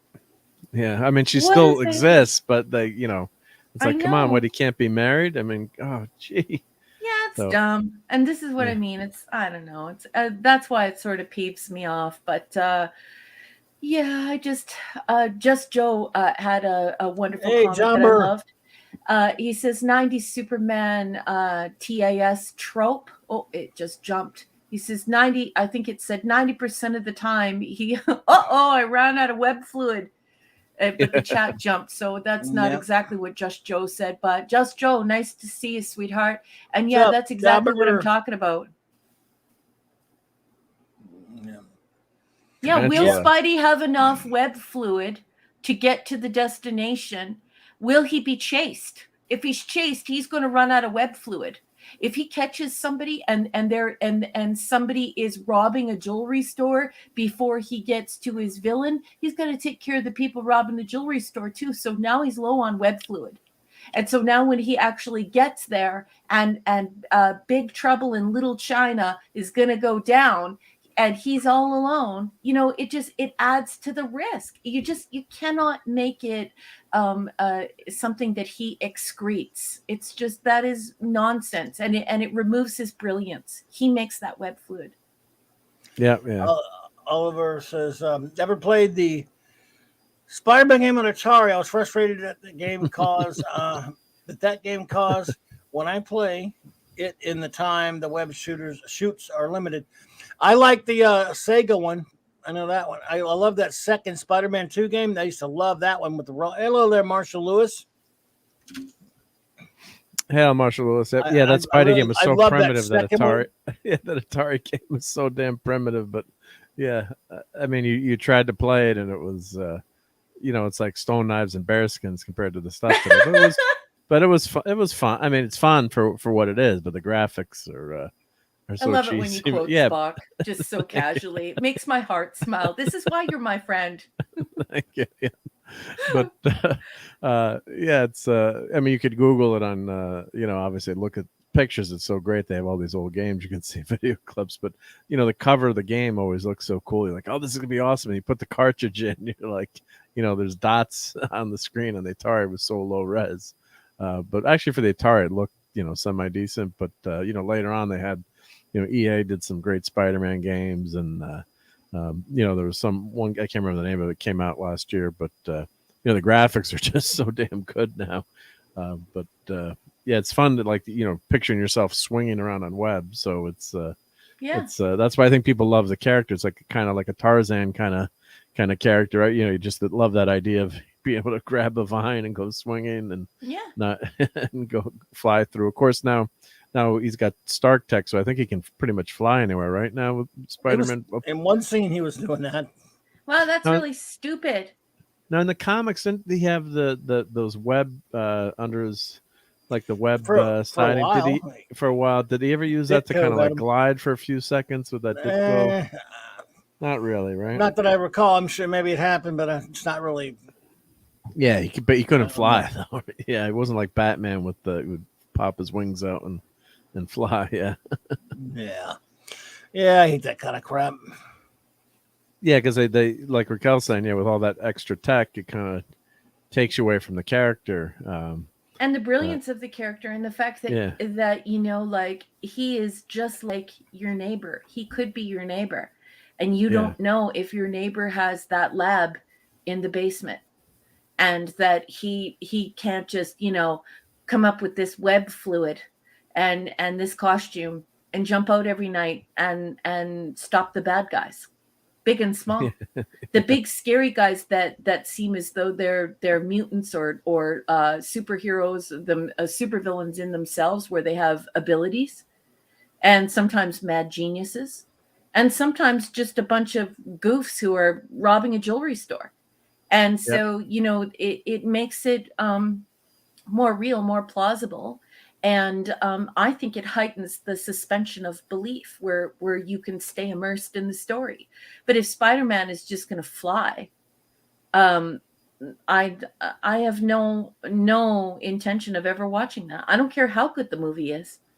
I don't care how good the movie is. I don't care. I don't even care if Clobby were to love it, which is unlikely. But no. If Spider-Man flies, that's a hard no for me, because that's not who Spider-Man is. Yeah, well, he glides kind of in one sense. So I was asking Mike. Was he flying or gliding? That's what I was wondering. Questionable. More of a I guess it was gliding.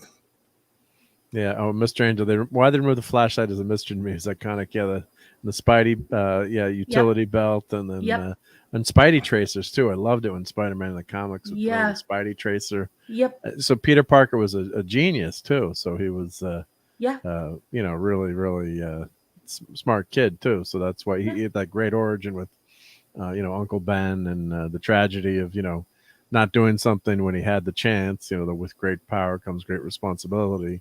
Line, and you know, knowing that he could have prevented that, he was just lazy, right? You know, it would have been easy for him to stop that thief. And I guess in the MCU we never really get an Uncle Ben, do we? Clobbering times we were right. There's no flashback. There's no. Now do you see why I don't watch any of this crap? Like, give me my Spider-Man back. I want to have my Spider-Man back. If you make my Spider-Man, I'll go and watch. Basically, May has been in this, in a sense. It has been in this, without being too spoilery. Yeah, I guess. Which it Yeah, just because was. my cruddy memory. I'm just trying to remember if you know, we mentioned it before. Like, No. You know how they do They've a not flashback. mentioned Uncle Ben in the MCU. Yeah. Stupid. Yeah. So, yeah, they never even say if they were divorced, he died, right? I mean, they just No, he's there's just no not. mention of him. Yeah. No mention at all, right? Unless someone in the chat, you know, can sort of, you know. I don't remember it. I No, I have a crappy. I don't trust myself. Yeah, No, but you I don't remember him. even if he were mentioned, then it would be so fleeting that it wouldn't be remarkable to the grand poobah of all geeks on YouTube. Like, Clobby is like somewhat of our leader. He's the grand poobah. And so like, for me, the fact that he cannot recall it and needs to be reminded of it means that it's inconsequential. So I'm still going to give it a right? Yeah. Right? Just saying. Oh, well, you're too kind. But no, I really don't think that they did, though. Yeah, I mean, he has a. Someone was saying I think he had a backpack with BFP on his like school backpack, you know, his initials or something. Yeah, there's really no. Oh, okay. No mention. Well, there you go.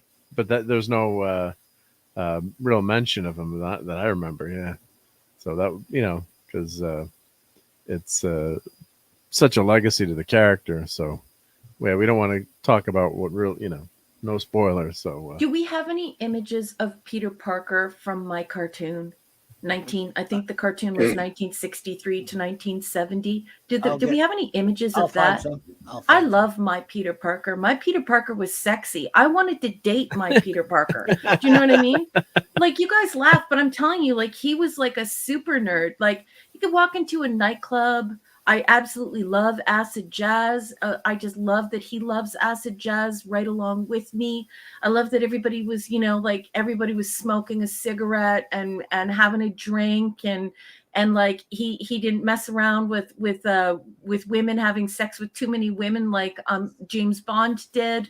He was just more interested in always solving the crime, always, you know, chasing down the bad guy, always making sure bad stuff wasn't happening in his city.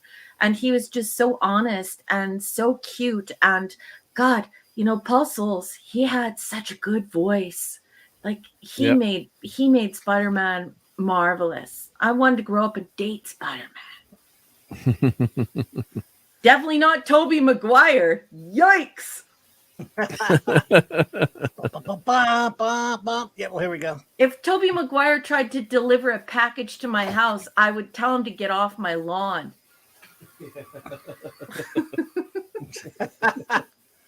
Get off my lawn. Get off my lawn. Yeah, what's going on here? Not a Toby fan. That's what I'm getting here from yeah, so Raquel doesn't have any posters of Tobey Maguire's Spider-Man on her wall. No, I guess. I doesn't don't. sound like it. Doesn't. Poor Toby. There you go. And there's Paul Souls right there. I love Paul. Oh, that's Souls. Peter Parker. He just passed like about maybe a year or so ago. I mean, he lived a good long time there. Yeah. Some idiot made that. That's crap. No, that's BS. Yeah, this is garbage right here, but yeah, this was great. There's my guy. The animation was great in that show too. Yeah, and he was so handsome. But look at his body. You see his legs. You see his arms. Like, he's not overbuilt. This is. I just wish he had more web the lines on his. They couldn't animate animate it though. Yeah. Yeah, but I love him like this, and this is why. Like, this is my guy. Like, I don't like the big muscle bound jocks. Like, I respect it. I think it's amazing that Dwayne Johnson looks the way that he does. He's gorgeous. He's a Samoan god. The guy is so absolutely gorgeous, and he's worked hard for his body. But I want more of a Spider-Man. I like a guy with nice arms, and you know, he doesn't look like he walked in on a chicken, but he also isn't, you know, he also doesn't look like he's poking himself in the butt with anabolic steroids every week either. Like, I love this. Well, that wouldn't Spider-Man. work for Spider. Yeah, yeah. Yeah, and do you see why I like the new kid? Or when I just saw a glimpse of the new kid, when they gave us just a taster of the new kid, I was Tom like, Holland. oh, Yeah. he could be, oh, he could be my Paul Souls 2 or 3 years younger. I get it. This is before his voice dropped, right? Yep. But yeah, I just, yeah. Acid Jazz, Catman, D.D. Myers, I want you to think of like the early stuff, the early, very unpopular stuff by Jamiroquai. That would be the best way to introduce you to jazz, acid jazz. Listen to the song Deeper Underground. That is a very popular song. You should be able to find it somewhere. But Deeper Underground is an excellent example of acid jazz.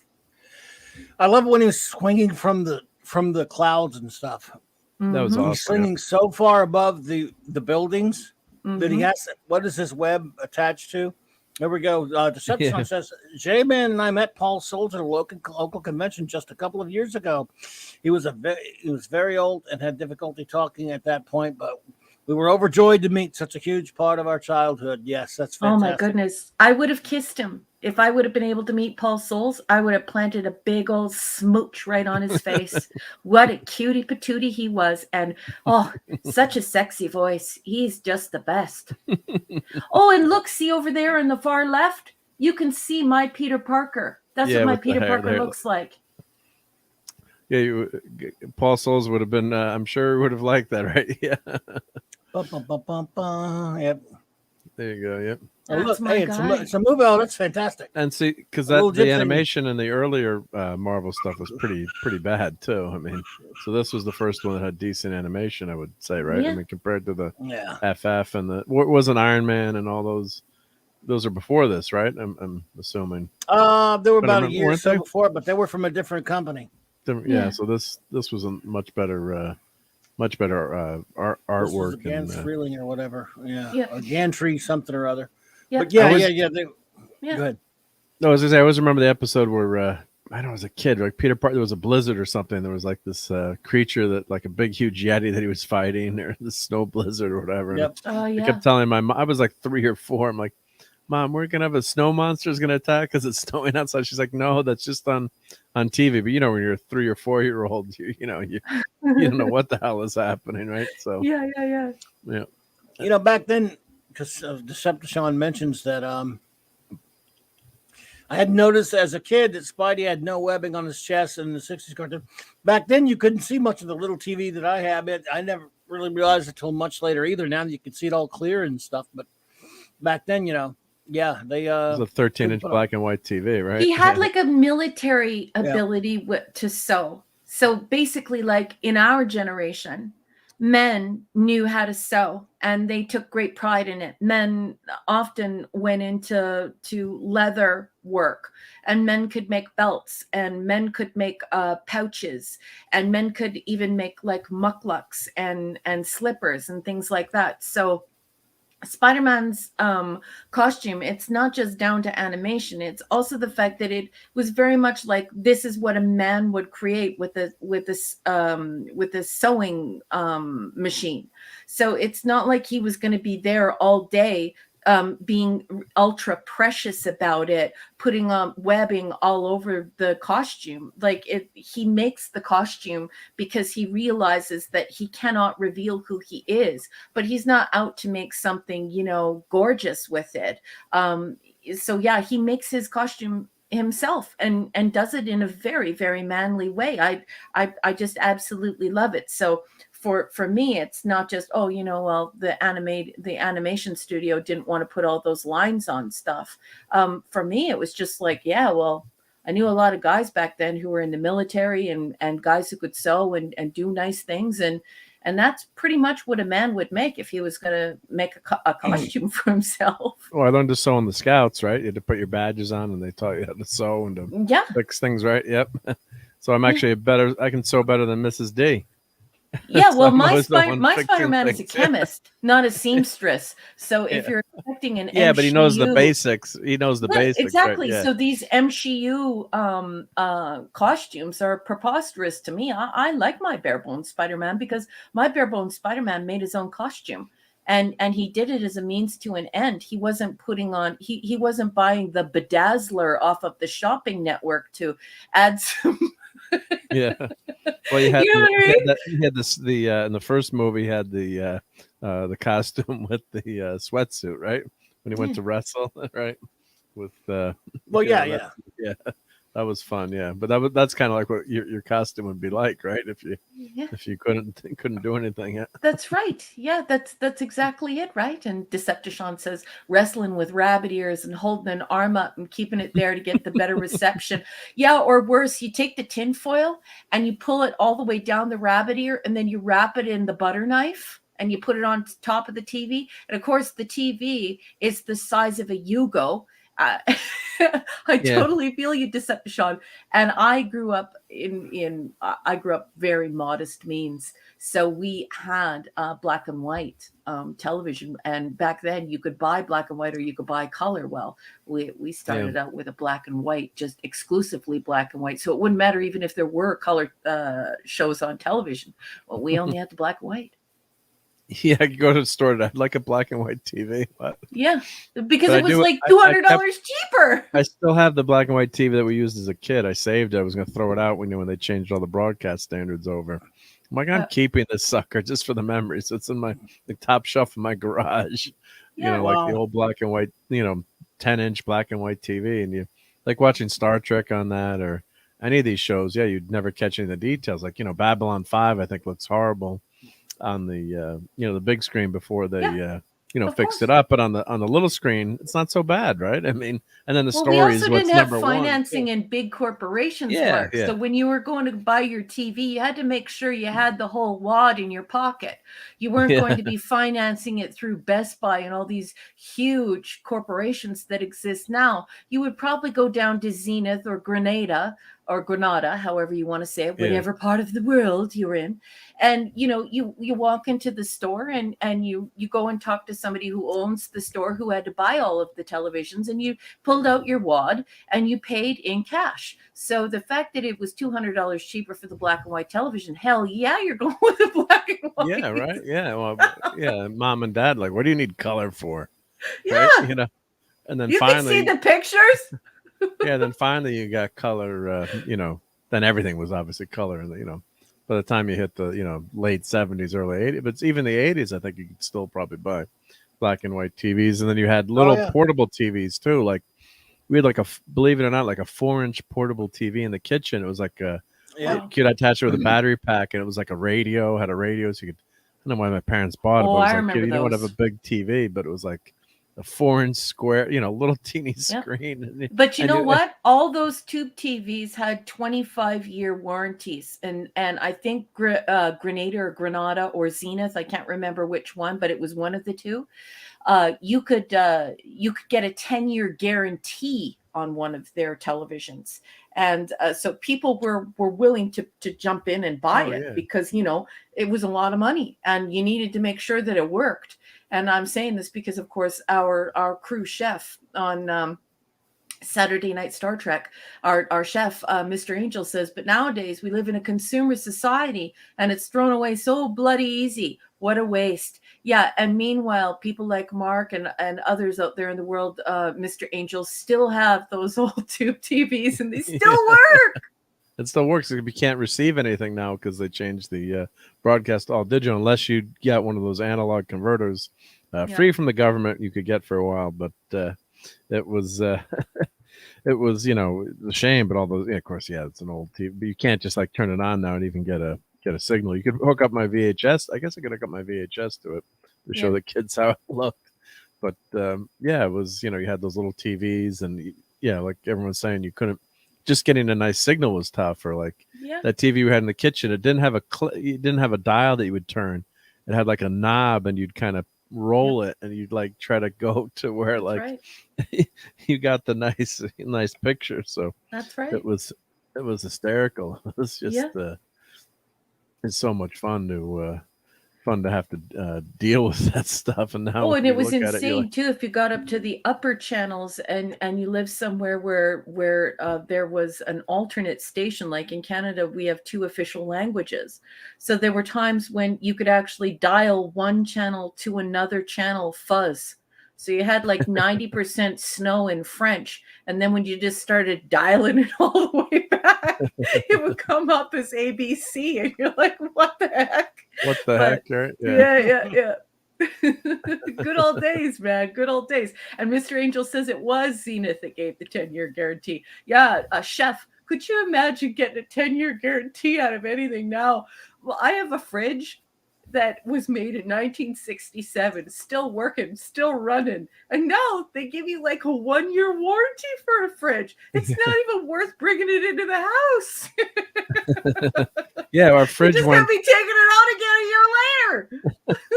Yeah, our fridge went in the beginning of the pandemic, and the repair guy said, well, because he thinks everyone was buying a ton of food and loading them up, overloading them. And so we I think, the missus, he had loaded up the fridge and it went. And, we got and it was only like 5 or 6 years old. It wasn't that old. And we got the quote to repair it was, $1,200 or $1,300. Yeah.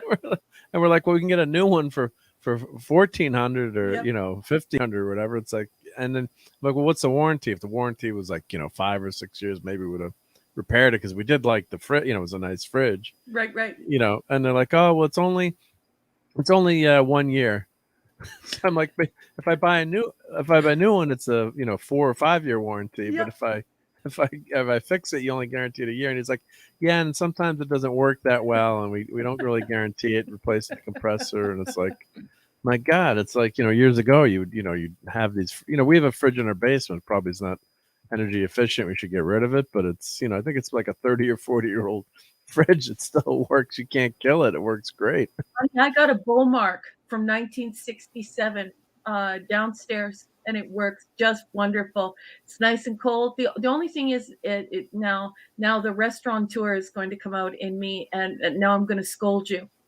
So if the compressor went on the fridge, there's one thing I need to caution you about. If you do not have a counter depth fridge, be sure to pull it out from the wall. Do not be too eager to push it as far into the fridge cavity as you can, because that's when it's going to get really, really hot. So a great way to extend that is extend your fridge and take good care of it, is to make sure that it never gets pushed directly up against the wall. It has to be able to breathe. Actually, what I do in my basement, I have a box fan running 24/7, blowing at the base of the fridge. So that's good. That's good. Yeah, because it helps. Just help to keep the old fridge going. That's right. So. That's right. See, we think times. alike. Yeah, but yeah, you're right. You're supposed to like clean underneath the fridge and clean it up and do all that stuff. But it was not what we wanted to spend money on at that time. Yeah, I could have bought a lot more action figures or comics. Pop Culture Republic's talking about something that Mark and I always talk about, of course, because I'm ComTech and Mark is an engineer, and Mark and I are regularly complaining about right to repair. So lovely comment, Pop Culture Republic. Mr. Angel says, I'm just trying to imagine the face of the salesman if he asked for a 10-year guarantee. Chef says, the guy think I'm insane. 10 years. What are you, nuts? Yeah, agreed. God, if you get 1 year now, right? That's pretty much it. Yeah. Nothing lasts like it used to. I mean, everything is made. People want to pay less for their products, so it's they got to cut corners too. I think that's part of why I think things are cheaper, because if you're gonna get that price down, it's not gonna have that same quality. Yeah. But it's really a shame when you especially old computers, or we throw out all these electronics, and instead of fixing them, or especially like this, screens on devices, or certain things that you used to fix, it just cost. Like I had a printer that went bad, and it's maybe like a 5-6 year old inkjet printer, which wasn't a bad, it was a pretty decent printer, but to fix it, like no, they won't fix it. It's not.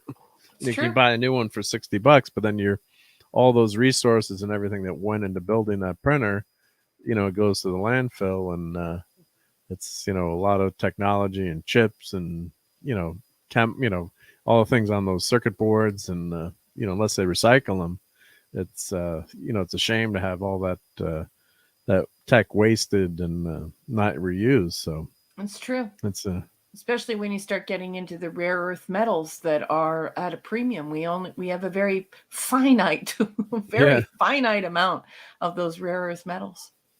that's for sure. Yeah. So it's a shame that we don't. The song's great. Sorry to interrupt you, Mark. No, Clobby just put up a comment by Oliver. He says the song for the 60s Spider-Man cartoon, way better than the 90s Spider-Man cartoon theme. I mean, I can still hear it in my head. I mean, I'm not going to sing it because it's not my style of singing, but Come on. I would definitely sing it in the shower, and I definitely still know all the lyrics. It's great. Well, they even had that in the Spider-Man movie. Did they? Yeah, they had in the Raimi movie. I think it was the second movie. I think there's a girl or someone playing the song in the subway, asking for asking for coins. They do play that. They do play that song. So yeah, they do. But there's a couple of times in those movies when they do that, but also the soundtrack to the first Tom Holland one. Homecoming, they have a really cool version of the soundtrack. I mean, of that theme, like a couple of different variations on it, which are pretty cool. Was it the Ramones did a music video of it in the 80s? Wow. And I mean, everyone knows. See, Spider-Man. Oh, we get in trouble even if we try to sing it here, probably because you're not supposed to. They can't get you for that. Does whatever a spider can. Is all I'm saying. He spins a web any size, and he catches thieves just like flies. Watch out! Look out! Here comes the Spider-Man. That's right. I mean, yep. In the chill of night, they say at the scene of the crime. Yes, at the scene of the crime. Like a streak of light, he arrives just in time. Oh, we forgot a part though, where and that's where you do them out of order. They can't get you. Is he strong? Lifts him up. Listen, bud. He's got radioactive blood. Can he swing? From a thread, then we take a look overhead. Then there's there goes the Spider-Man. Yeah. Spider-Man does whatever spider can. Let's see. Wealth and fame, he's ignored. Action is his reward. His reward to him. Yeah. There was a great episode a great exchange on a Buffy episode one time when was it Dawn and one of the other ones, they were having an argument about them fighting, one of them says they wanted Buffy to start charging to save people, as a superhero. And one of them said, Anya said, well, Spider-Man charges. And she said, no, he doesn't. Yes, he does. No, Spider-Man doesn't charge to save people. And Anya tried to get Xander to solve it. She said, Xander, doesn't Spider-Man? He says, action is his reward. Oh, that's awesome. Yeah. I will admit, I have the wrong lyrics. Because I was quite young. And you imagine, this wrong lyrics stick in your head, right? The wrong lyrics stick in my head, which is he strong? Listen, bud, of course, when I'm young, I'm thinking lifts him up. He's got radioactive blood. Oh, not listen, bud. Oh, like listen, bud. The sound on those old TVs, are tricky. Yeah. Now, I did like the one it grew on me. The one from the '90s cartoon. I forgot who that guy was. Someone from a fairly famous. It's really good. It's not as good as the original, but it's still a pretty good one. It gets going. It's kind of catchy, and it's got spider power, radioactive spider power. I mean, it doesn't really have any other lyrics in it. That's a really good one. It's just you're never going to touch the original. Yeah. I couldn't do it. It's just the original Gangster or nothing for me. I have a. I'll dance down the hallway to that song, and I'm a half a century old. There's the same, there's my friend of mine gave me, he found a bunch of variations on that, just for an example, the Adam West Batman theme with it had 4 different versions, a jazz version, a rock version, a classical version, and they're the classical version is epic. It's like, man, it's with a lot of without no lyric, but it's the Batman theme. Like it would be if it was a serious superhero movie, and it's friggin' amazing. And then they kind of did it with Spider-Man with this theme, the Spider-Man theme in Homecoming on the soundtrack. There's like a really one without lyrics, but it's the theme, Yeah, they did kind of It's put. I really did good. hear that. That. I thought they'd put that in there, didn't they? Yeah, Clobby? Yeah, it's in the soundtrack. Now I don't remember hearing it in this tonight and this one today. Did you? I thought I heard it a little bit, but I just you're did the wondering first sometimes what you hear like in the background, almost like something that they added. I was just trying to remember. I'll go again with the missus, and she really wants to see it, so then I can listen closely. The Nicholas Hammond one was fun. It was pretty good too. It's well, not the first pilot one, but one from the regular episodes. It was because it reminded me of the kind of jazzy stuff from Spider-Man used to swing to. It was like I love it. You gotta hear that one. I guess we can't watch that stuff here because we'll get in trouble. But you gotta. I like the opener that they used for that. But nothing is better than just finding one of those YouTube channels that has like hours of the Spider-Man swinging music. Mm-hmm. And man, how do they play it? I guess they there was just an don't get not amazing monetized. I guess, right? there was an amazing sorry to interrupt. There was an amazing Spotify list that had like a tribute to all of the beautiful jazz on Spider-Man. But do you know when I called to who, I can't say her name or she'll talk. But when I called to who, she says, I can't find that on Spotify. Interesting, because Spotify pretty much has everything, right? Yep. Well, there's a YouTube channel. Let me see if it's still up. That has that obviously Spider-Man theme and stuff, but it has the Spider-Man background music. Let me do a search. See if it's still up there, because I love that. I haven't listened to it in a while, but there's gonna be a lot of Spider-Man going on YouTube tonight. Oh, it's gonna be all Spidey all the time. Cartoon music. There we go. I just like it was from an old search. I put Spider-Man cartoon music. There it is. All background music. It's an hour and 8 minutes and 17 seconds of it. It's just like Spider-Man music, all background music. I saw someone put it on. Well, that's awesome. Oh, there's one. Look, there's one where someone did it. Spider-Man theme, 10 hours. Oh man! And how are they allowed to play it? I guess it's just not monetized and not claimed. I guess Tom Midnight's Edge does his stuff. So, but I'm gonna go and find it. But before, when you used to call out the girl's name, and we all know what the girl's name is, and say play, on Spotify. Echo play. Yep. She would immediately play it. And so something's happened, because now she's pretending like she doesn't know what I'm talking about. And listening to that when on full blast, like when you put it on max volume, it's just sensational. This guy did the opening theme for 10 hours over and a loop. 10 hours of a loop of it over and over again on the channel on YouTube. What the hell, dude? We live in a great time, people. We live in a great time. God. Clobby, Yeah. If you scroll down a little bit on your Google Images, I just want to show the folks at home who may not be familiar with the 1967 Spider-Man. There's an image from season 2, episode 10. And they can see what I mean about how our Spider-Man looks like James Bond. I just want to see if it populates on yours. No, it doesn't populate on yours. Well, here I have some screen.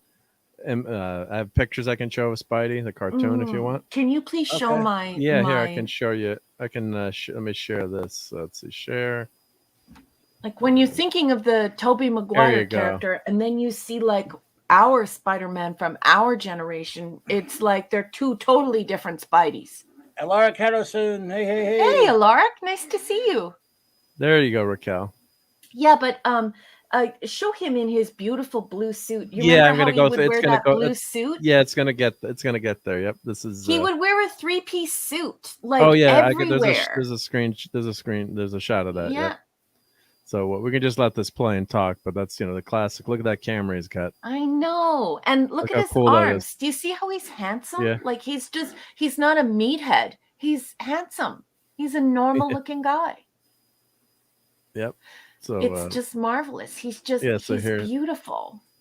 yeah, there's the So if you classic want red to turn and me blue. into a geek, the powers that be, all of you, corporations, bring back nerdy Spider-Man, and I will geek out on nerdy Spider-Man. Just bring him back. I want the real McCoy. There you go. Comics released for Skater Crusade. I don't think I remember one by They Might Buy Giants. Is it a Spidey theme? I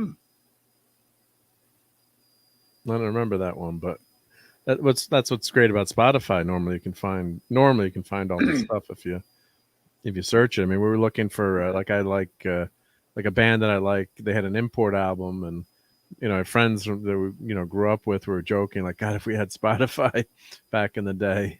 And we're like, well, let's see if they have this song because it's kind of a rare song. And of course, we went to the band's playlist, and they had the song. I like couldn't believe it. It was amazing. So, Lark Harrison. Yes, we have seen it. A couple of us have. You talk about the new movie, and we will be reviewing it 6 p.m. Central Sunday night. Yep. Mark D and myself and 2 other august gentlemen. It's gonna 3 be other, maybe. so fun. J-Man, Sean, and maybe even Nick. Decepticon's gonna be there. It's gonna be the geekiest evening. I'm watching the whole show. I'm gonna be there for the whole show. I got to get my Spider-Man mask out of the Halloween bin. I have that light up Spider-Man mask with the eyes would light up. Yep. Cool. Comic Release Crusader. I'm not sure if I've heard that before. Where'd you love get those webs. These pictures from? I have my ways. I You just do? yep. I just did it during the show while we were watching. So No way, really? I love it. I Yep. just wish that you had that wonderful him in his navy blue suit. I think that we do get a shot of that. He must be swinging from the clouds or something. Yeah. Well, the Always thing love is, that. is that it also makes you imagine these cities as being bigger than you could possibly conceive. So it's like there's a building above that building, and so like when you're young, you're fascinated by the fact that these cities are huge and the skyscrapers really scrape the sky. They touch the clouds. That's why Spidey works in the city too, right? With the web shooting. Yeah, So that's yeah, what's cool yeah. about him. Yeah.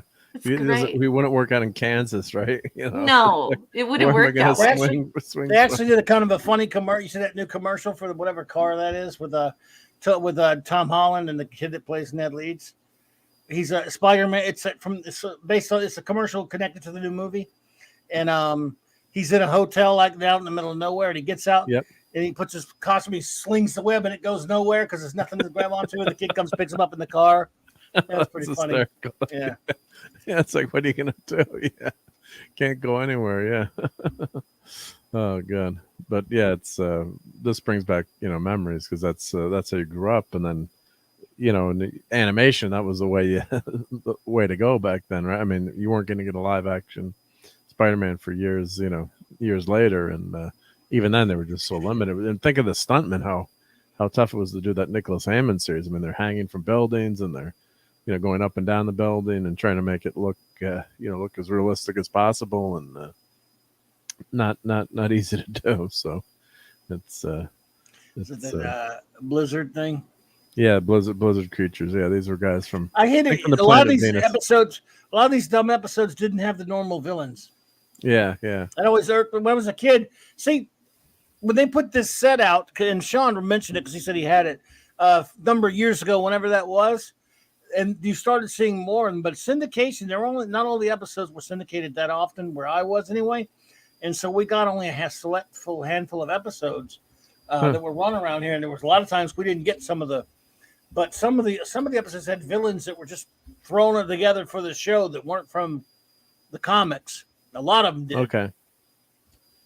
like Sky Master and Mad Scientist and the bank robber guy who was green for no reason. It's been so many years. I they bought were this green. set, but I it's been so many years since I watched it again. But I mean, they had Kingpin. I mean, they had some of the other real villains after a while. But and that's what I was trying to find, that episode where there was like Spider-Man was fighting some blizzard type creatures or ice creatures. I don't think this is the one. I think there were. I just remember Parker. a blizzard going through. Yep, Parker. yeah, but Parker, we're not going to let you join in any reindeer games because the guy who did that voice of J. Jonah Jameson did the voice on the Rankin and Bass. That's right. Rudolph the Red-Nosed Reindeer. Yeah. Let him join in any reindeer games. Huh. Parker. Yeah. And I hate J. Jonah Jameson in that new movie. I really hate what they've done with him. That's one thing that really aggravated me. you don't like that? I thought it was The pretty AJ funny. The AJ version. You don't like him? I'm not going to say J.K. the name. Him being AJ, I hate. I think it's moronic. Oh, that it's not. It's AJ. No, he's. I'm not going to say the name of the guy that they're patterning him after. Oh. You know who they're patterning him after. Oh, I didn't. Yeah, well, I guess. His Yeah. initials are A and J. Huh. Yeah. Okay. You don't think Okay. it's exactly like that? I guess. Yep. I didn't catch that initially, but yeah. Oh, okay. Yeah, Decepticon. They did share the background art from Rocket Robin Hood, and what's really funny is Canadians like to think that they inform Americans about that, and because of course most Americans have no idea what Rocket Robin Hood is, but it's hysterical because the first time I brought it up to Clobby, he was like, because he's like the grand poobah, he had the funniest reaction. He went, "Oh yeah, they did." It was so funny because he's not even Canadian and he knew. And it's so funny. Like, you want to get my respect as a subject matter expert, Clobby definitely has it. I thought it was just obvious. Yeah. Yeah. Well, It's got to be cold here. Yeah. Is that the one you're talking about from when you were a kid? I don't think it is, because I remember just like these creatures going through the walking through the city. I just was looking at the titles, the videos real quick, and of course I probably saw this one as a kid too. But it's kind of there is a blizzard, but yeah, I love Spider-Man. He's running here. He's got nowhere to swing, so he's running through at least they didn't have him swinging through like the suburban neighborhood, so he's like running really fast. And he's, of course, Peter Parker's a genius, so he's got a suit. I remember this episode. See, so he's keeping himself warm, and there's his web fluid. He's mixing his web fluid there. Really cool. Yep. Because he's a sexy chemist who's a little bit like a secret agent. Yeah, there's He's the secret not- agent stuff there. Yeah, it's not the web just doesn't come out of him. Yep. Jeez, how stupid. Right. Mark, Rocket I Robin, I've sent never seen that. Mark, I sent you and Clobby over Twitter in your DMs a Okay. picture of him as I remember him as the boy I wanted to date. Well, the Okay. man I wanted to date, because of course it's Paul Soles' voice, right? Yeah. And Spidey's a good swimmer, of course, and he can webs cling to mountains too, right? Of course. Great formula there. But the animation was so hey, good it in this sticks too. to everything, man. Yeah, but it was so good, this anime. I mean, really, really well done. So it was when you watch as a kid, and it looks good now too. I think even when you watch, if you watch this cartoon now, I think it still holds up pretty. Yeah, it's obviously not, like a modern. Be careful what you modern say here, cartoon, man. but yeah, no, but it's fun to watch. It's fun to watch. Yeah. Yeah, it's Yeah, it's it's dated, absolutely- but it's fun. For me, it has aged perfectly. I love it, love it, love it. I could still watch it. Yep. Yes. I The only love thing it. that bugs me in the movies is there's not enough Spidey sense. Like he gets hit or things, Yeah. very erratic on the Spidey sense. And that is the organic component. So, you know what I mean? Yeah, Spider yeah. senses are tingling. The spider sense is tingling. But like in the first movie, they had that first scene where they're in the Raimi Spider-Man, I should say, so people know which first Spider-Man movie. But when he goes to fight Flash, and God, I hate the new Flash. The new Flash is ridiculous. What they did to the Flash character. But you know, he's a big, strong bull, and he goes to punch Peter Parker. And Spider-Man was on TV last night for some reason. I started watching that scene, and you know, he dodges Flash's punch, and he's looking at the punch in slow motion, and he's kind of got this look like, what the heck is going on? And that's how you picture Spider-Man fighting someone normal, because of his reflexes are so fast that you know, it'd be like, you know, the other person would be like in slow motion. Mm-hmm. So I thought that scene was so good in the school, you know, when he's fighting Flash. Raimi did a great job with that scene, just, you know, realizing, showing his powers coming, you know. Keely Chow, emerging. Roll Tide. Yeah, Roll Tide. I hate Flash in these Tom Holland movies. He is god awful. I'm not big on Ned either, to be honest, or what they've done with MJ, but I got used to him, I guess. But it's a Flash nice Thompson is horrible. Well, I guess in the way of thinking, I guess it's much more worrisome, instead of having a bully that could beat you up, to have someone who could torment you on Instagram. I guess that's the new thing to be scared of, right? Yeah, because you can't believe that kid beating anybody up, that's for sure. Yeah, he can't beat anyone up, yeah. But maybe that's the... He's not a jock, in other words, like the other. No, yeah. He's an Instagram bully, which shouldn't happen. You know, not that I'm, you know, not condoning any kind of bullying, but I prefer my old school Flash bullying. You know, who the jock that would, you know, stay away from me, Parker. You know, and of course the irony of it is that Flash, you know, has starts the Spider-Man fan club and is a massive Spider-Man fan, and Peter Parker's his nemesis. And of course, they turned Flash Thompson into the Anti-Venom years later. You didn't read any of those Clobbering Times, I'm sure. No. Flash does become a war hero, though, and is injured in a war and loses his legs, and so he's a war hero. But then he comes back as the Anti-Venom, and the Venom suit actually grows his legs back. For those of you. What? Yep. This was, you know, in the 10 years ago, maybe, and then he disappeared forever. Well, he disappeared forever. Back Anti-Venom. Yeah, I did that just for the raspberry. Hey, Rocket Robin Hood is a great cartoon, and Rocket Robin Hood used to come on right after Spider-Man, I think, during the lunch hour in the 80s. So even if you were too old to watch it, like me, you still watched it. What's Rocket Robin Hood about? Is it Robin Hood as in space, or what is it? I'm not going to tell you. That's pretty well. You're pretty close. You need to watch Rocket Robin Hood. I will check it out. Throwing down the gauntlet. Bring out the Clomboni fast here. I guess you're saying for the new Flash. Yeah, that's right. That's right. But yeah, this is timeless animation. Got that Daily Bugle. Oh, that's so nice. Yeah. Beauty. Yeah, I love it. And I think we're gonna get Spider-Man in the suit coming up here. There you go, Raquel. Is it coming? Is it coming? There you go. Yep. Yeah. And I sent another one through your DMs just to show them in the front, but this will finish in a second. For me, it's a huge deal too, because what it says is that it's okay for a man to wear a 3-piece suit, and I absolutely love it when men wear suits. Maybe it's because I'm Irish. I don't know, but I just really enjoy it. I enjoy a man in a 3-piece suit. I just think men look unbelievable in a suit. Max, you feel good when you dress up. Oh, what's up, Max? Hey, buddy. Max. Hey, my friend Chris Crockett. He saw Rocket Robin Hood. Said never saw it. Yeah, the theme is incredible, especially at the end where it's like Rocket Robin Hood. Wow. Stereotypically, I got the lady putting on the makeup. She's beautiful. She's gorgeous. She's beautiful. I love her. She's gorgeous. Yep. If anybody says a single bad word, I will show up on your doorstep and kick you in the shin really hard.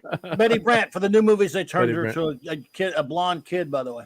Yeah, they did. Yeah. I was wondering. I'm like, wait, that's not Betty. More ginger side, but Yep. Idiots. but that's of course you can't hear the music, but just imagine the music going now at the end of the show. Yeah, yeah. But this is that classic. Dun, dun, dun, classic. dun, dun, dun, dun, dun, dun, dun, dun, dun. I love it. I got to make some memes with us now that we have all these pictures. But that's that funny meme with the Spider-Man arguing and Spider-Man. But yeah, it's good stuff. Yep. Yeah, Remington Steele. He did wear three-piece suit. Oh, Yeah, there, see? classic. Oh, nice. That's what girls There you used to go. look up to. That's the kind of guy a girl wanted in my generation. Look at that fine young man. Nice. That's Yeah. hot. He looks great.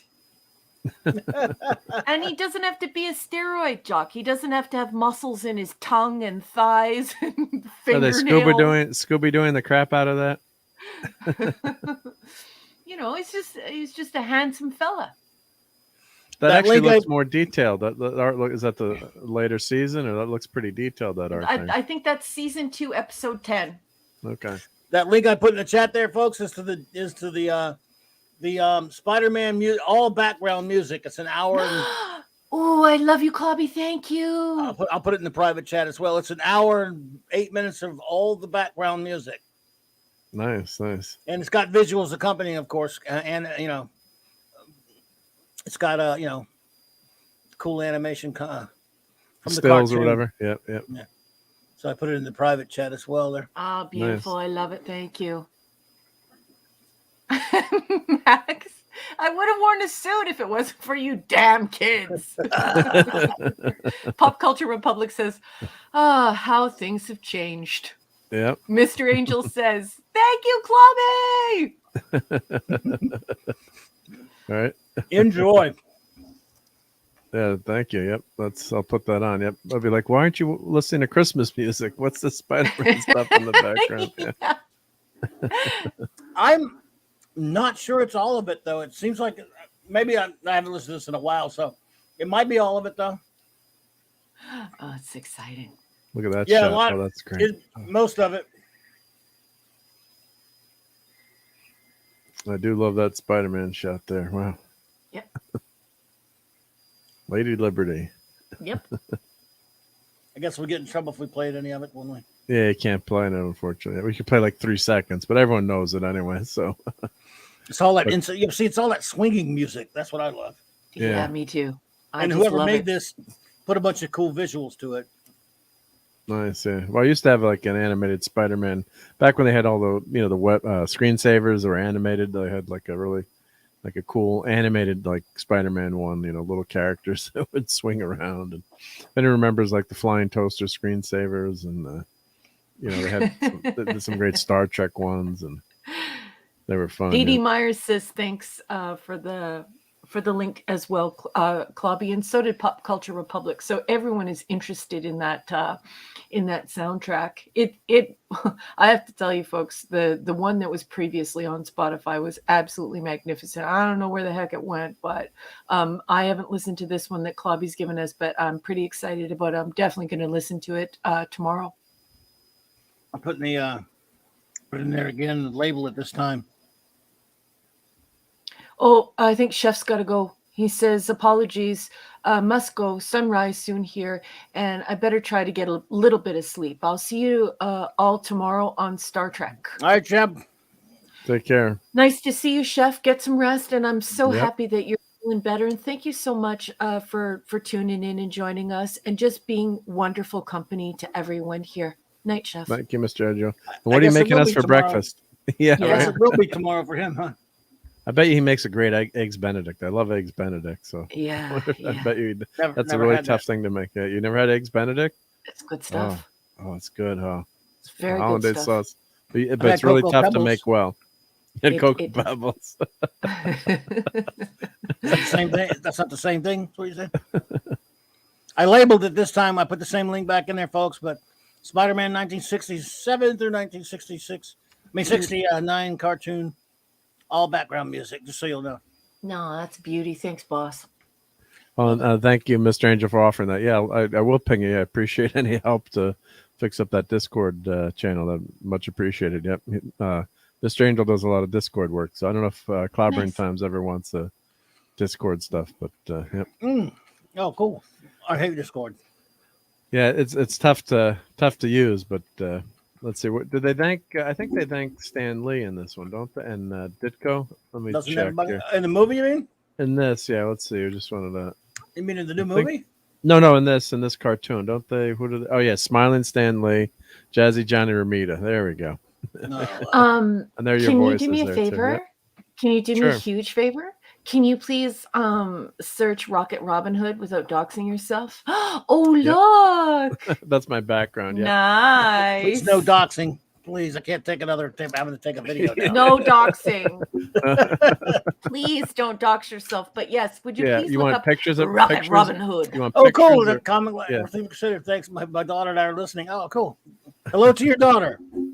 Good evening. Well, Comic Relief Crusaders. I believe Comic Relief Crusaders from up your neck of the woods there. Yeah, he's not given me permission to say where he is from. No, that's but fine. He No. is very near me. But he's excellent. he's in Canada though. We can say that. Yes, That narrows it down. that's right. And But- he's a Which he's Canada? a heck of a nice person. Yes, indeed. Well, we have nothing but cool clobberers around here. Yeah, really nice man. Very, very nice man. So yeah, so this is the other Canadian show that all of us loved in the 70s and 80s. Basically, if you were home for lunch or, if you were home for lunch during those 20 years, this is what you were watching. Oh, it was on during And- lunchtime too? Yeah. Yeah, we had Set up for the lunchtime. kid. Did you Yeah, go a home lot- for why I'm asking? Did you go home for A lunch lot during of kids school? in the 70s did. We were latchkey Yeah, because that's a kids. French thing. We go home for lunch. Yep. So Yeah, my dad well, would go home for here lunch it's too. just because there's, it was cheaper to eat at home, so you go home. Okay. Yeah. So, anyways, and a lot of us were latchkey kids, so you go home, you make yourself some ramen noodles, and then you go back to school. But if you could just show some of the images, I know that the Canadians in the chat are just going to go mental over this. But yeah, Rocket Robin Hood is huge with nerds and geeks in Canada. This is like a staple of our childhood, and I highly, highly, highly recommend Rocket Robin Hood. So what's the basic premise of the show? I'm not going to tell you. I want you to watch it.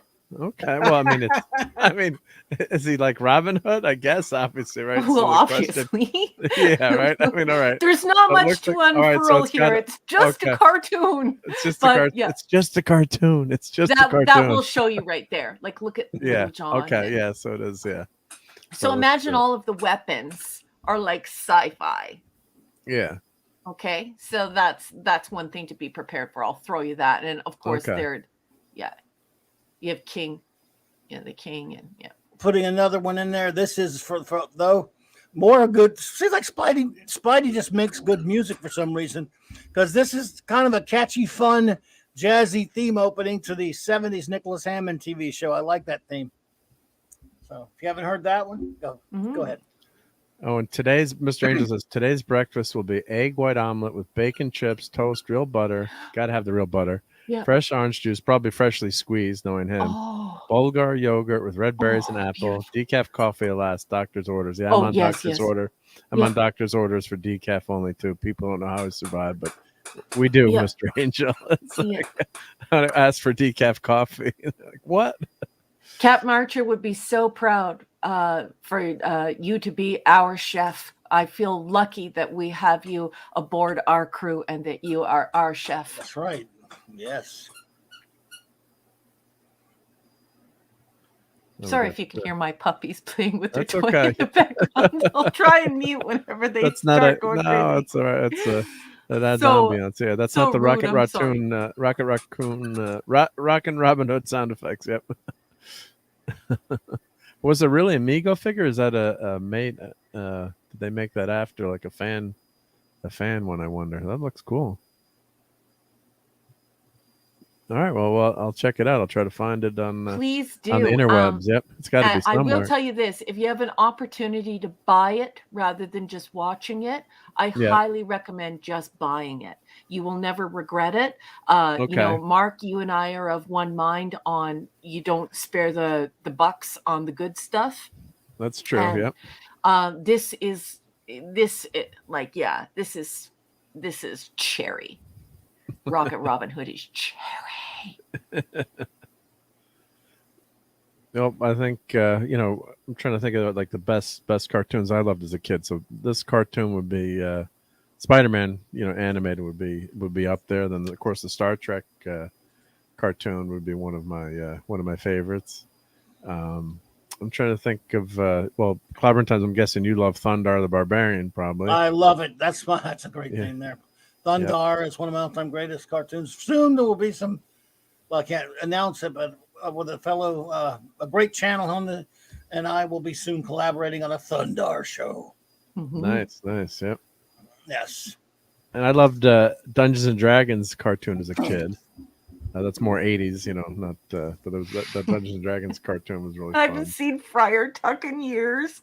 Look at how beautiful Friar Tuck is. Forgot how cool he is. Look at how chubby he is. He's just so gorgeous. Love him. Thundar the Barbarian. Yes, pop culture. It's one of the greatest ever. Of course, you know, our my in the 80s generation, they loved, you know, He-Man was huge. I kind of missed.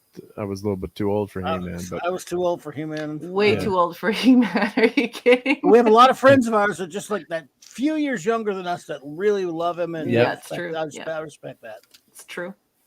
and I always used to watch Battle of the Planets, which was a Japanese import. With Gatchman and Gatchman, yeah, but it was for us. It was Battle of the Planets. Right. Yes. It was pretty good. I mean, again, you Yeah. know, for me, the best anime was Speed Racer. I know it's not anime, but it sort of is, isn't it? God, that looks like a weird thing almost there. Yep. But okay, yeah, we'll definitely. You gotta watch it, and we'll check it out. You're gonna be over the moon. You're gonna be so happy that you watched it. You're gonna be like, oh my gosh, Raquel, this is the coolest. Well, it's got to be popular, right? With all these people doing all these fan sites and videos. And... It is, but like I said, like the bread and butter of kids who grew up in the 70s and 80s, it was Rocket Robin Hood and the original gangsta Spider-Man. So we know all the lyrics to all the songs, even if some of those lyrics are wrong.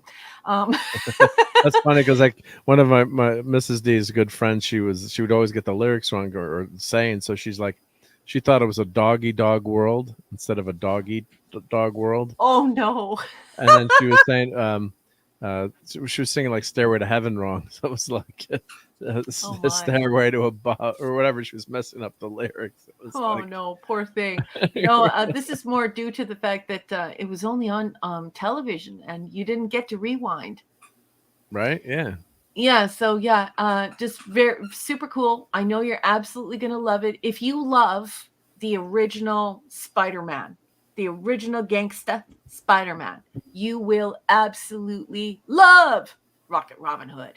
And there'll even be episodes where you'll be like, "That's a Spider-Man skyline."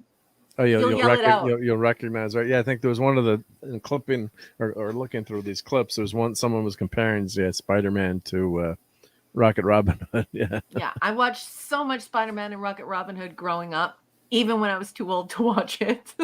That never too old. Even with live black and white TV, no VHS or anything like that, even I would yell, "That's a Spider-Man background!" Thundar, yeah, Ookla, and basically, I remember those guys. Yeah, you know, Thundar was Kirby. Kirby pretty much created it for Ruby Spears, although a lot of the writing was sort of done by Steve Gerber. But the thing is, Kirby just ripped himself off. He ripped his own thing off, Commandy, or gave them Commandy in a sense.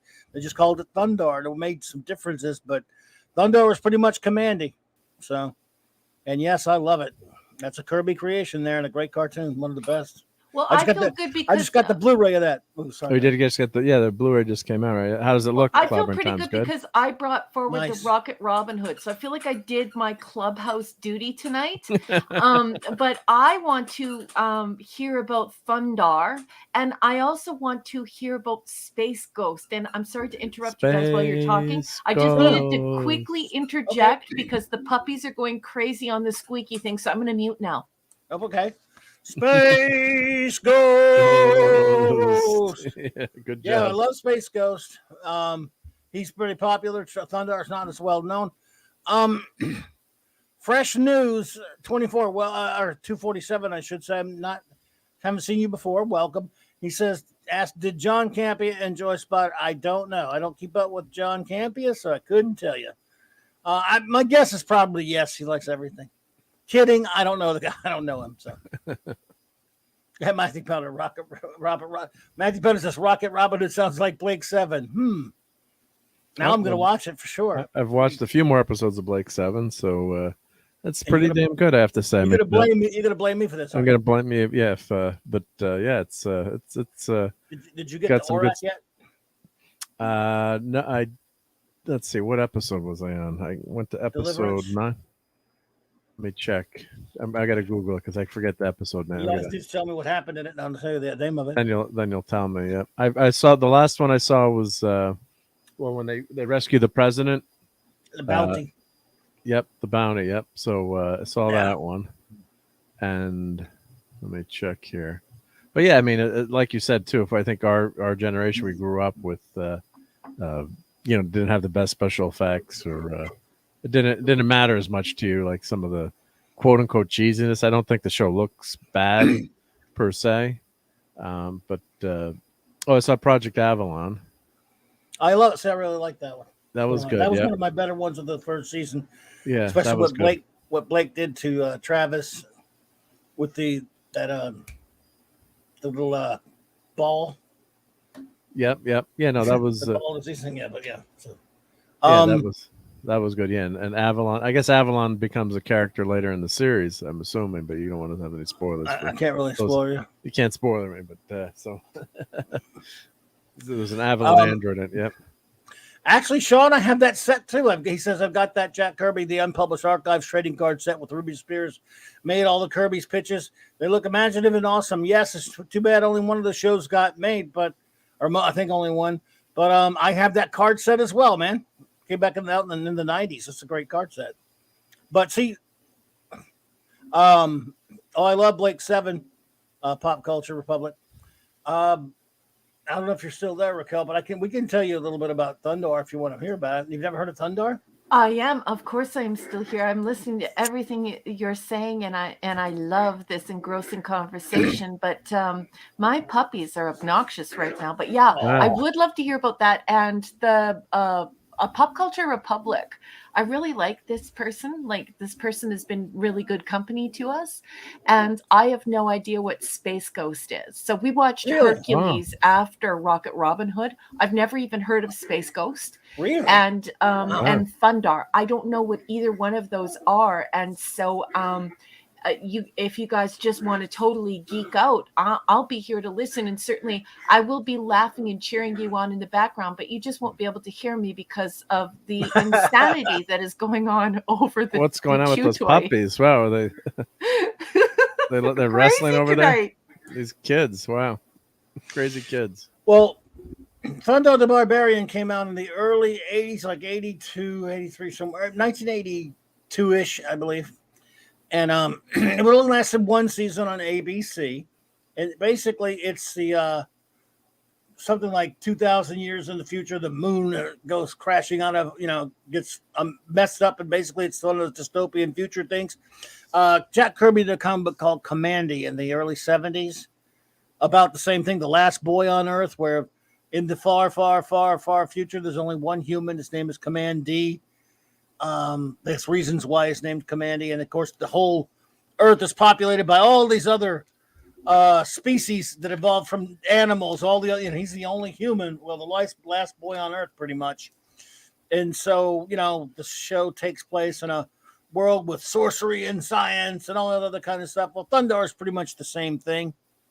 Yes, Sundar, his magic, his fabulous sun sword, and of course he's got Ukla the Mok and Princess Ariel. Now this is different. He's not the only human like Commandy, but for the most part, it's pretty much the same.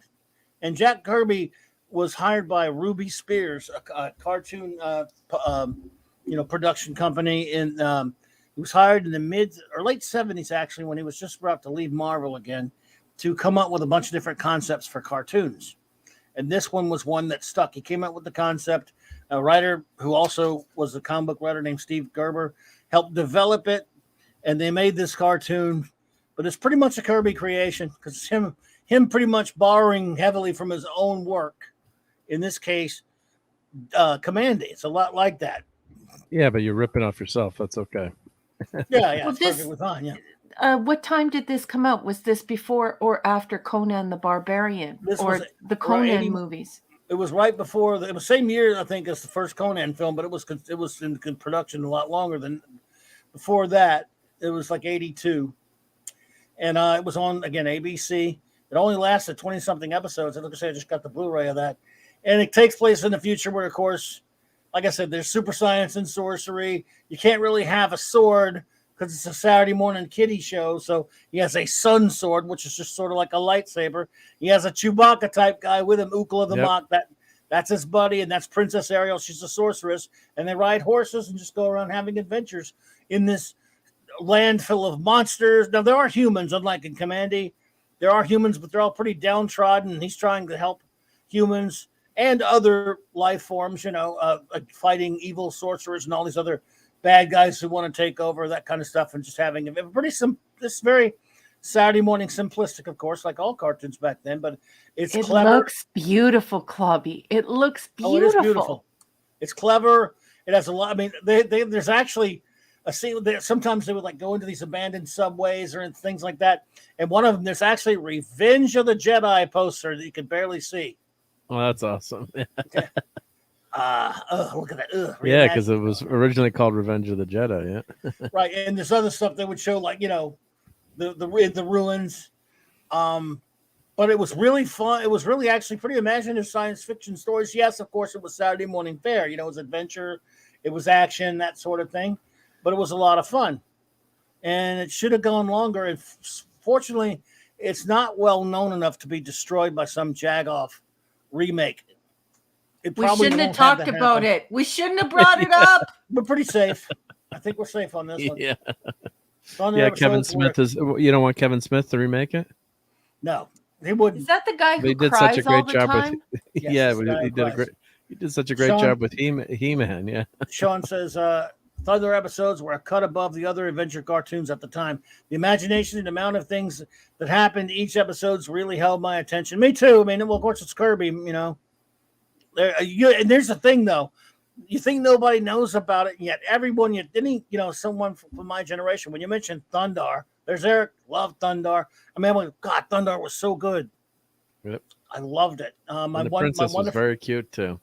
Yeah, Melinda, my wonderful Retro Blaster friend, she and I are both, we've always talked about it. We love it. She loves it. One of these days, she's coming on here. We're going to make a video about it, and we're going to stream about it. She loves it. And they just, like I said, the Blu-ray looks pretty good, by the way, that they just came out with back in March. Looks a lot nicer. Yep, and they probably cleaned up all the cells and get all the dust and everything off the prints. I love it when they do that. Yeah, but see, I can understand though, Raquel, you might be not hearing of Thundar, because unless you watched it that one season, back then on ABC, it's not something that is all that big. Now, what surprises me is the popularity of Space Ghost. I'm surprised you haven't seen Space Ghost or heard of it. Seen is one thing, but heard of it. Because Thundar, like you said, one season, yeah. Space Ghost was such a popular Hanna-Barbera action-adventure superhero cartoon, quote-unquote superhero, in the 60s that he became so famous and was run so often that they even, Cartoon Network in the 90s did a show called, like a spoof talk show called Space Ghost Coast to Coast. It was animated where he would little celebrity interviews and stuff. I'm laughing. I just think how crazy this show was. It was a crazy, funny show. But this, of course, was Space Ghost, what he really is. Hanna-Barbera presents space. He would say this, and he would say his name. Space Space Ghost. Ghost. Yeah. It's almost like I need his Captain sidekicks. Yeah. Caveman. Yeah, a Yes. little bit. Yeah, yeah. And he Need was his just sidekicks. basically, Yep. he had his little sidekicks. He had laser beam thingies that shot from his wrists. He could go intangible, invisible, and stuff like that. And you had to have a monkey with you too. You had to have a monkey. That was the rules back then. It's kind of like And, the Wonder Twins in a way. Or the Wonder Twins Eric. copied them, I think. Hello, Jill. Anti-derivative Jill. Good to see you. Hey! The great Eric K says, I want a sun sword and a Princess Ariel. Me too. Maybe not necessarily in that order. Jill says, and as a kid from the 90s, this is actually the only way I knew him. Yes, most kids from the 90s don't know Space Ghost, or a lot of them don't know him from his cartoons, but just from this cartoon spoof show that was on the Cartoon Network where he would have these mock interviews with celebrities. Yep. They would see he was set up where he would sit there and some celebrity would come on there and it would be like a comedy interview. A lot of them went on there though, didn't they? Imagine pitching that for a show, right? Look, Hulk Hogan. Yeah. Space Ghost goes to There's Ghost. Shatner. This looks absolutely absurd. It looks crazy. Oh, it Look was at that absurd. William Shatner. Shatner. Yeah, it was kind of funny though. He'd ask dumb questions and they would make fun of him or whatever. Yeah. That Space Ghost Coast to Coast. I don't remember seeing the Space Shatner. Ghost is huge, by the way. Look at how big he is. He's massive. Yes. Gary Owens does the voice, of course. The late great Gary Owens. Space Ghost, that music too. Whoa. And then Space Ghost is he even met Batman, and not on that show. On Batman Brave and the Bold, he teamed up with Space Ghost. Let me get that bot there. Eric, I'm sorry. I can't help it. I'm Canadian. I'm Canadian. Yep. And I grew up of very modest means, so we didn't have cable. So not only am I Canadian, but I didn't have cable for most of my life. No, I mean, again, see, this is the thing, not knowing Thundar, but again, not having heard of Space Ghost, that is slightly unusual because of how popular cartoon was, and then the show. Zap. Eric Kaiser, he'll get him. Get that person. I thought I got him, but it errored me, so someone must have got him. Good. It's because Eric is the king of all wrenches, but also the other king is out there, Chris. So these guys don't stand a chance. Well, it's not letting me zap him, so he must have got him. Yeah. Of course, have you seen this one, Mark? Space Ghost Coast to Coast. Yeah, I used to watch it late. No, when he teamed up with Batman. I don't remember that one. On Batman Brave and the Bold, one of my favorite things in life. You know that. Well, and one of the you did that great show on Brave and the Bold. Yep. It was Jill who smoked that bot. I have all the Brave. Thank you, Jill. I have all the Brave and Bold cartoons. Well, one of the ones from the last season, he did. You know how they had they always open up with a teaser where he would team up with someone and then it would go into the main story. Well, they did one of the teasers with Batman and Space Ghost. That's awesome. That was a great character. Yeah, Chris Crockett. I had the Thundar figure, but I'm so mad I never got Princess Ariel or Ookla. Damn it. The Brack Show. Wah, wah, wah, wah. Wah, wah, wah, wah, wah. I keep thinking of the themes. I keep thinking of the Space Ghost theme now and the Thundar theme. Thundar, the Barbarian, the year 19 whatever. I think it's like the year 1994 or some crap. The moon, does some kind of damn. What Space 1999 mixed with Planet of the Apes, kind of, right? Yeah. What? Something happens to the damn moon, basically. Planet of the Apes type stuff. What are you doing to me right now? I love Space 1999. Well, just the idea of the moon moving out, yeah. Well, yeah, because the Earth wouldn't be able to survive without the moon. I mean, that's what keeps us in a nice stable orbit. So we need that moon.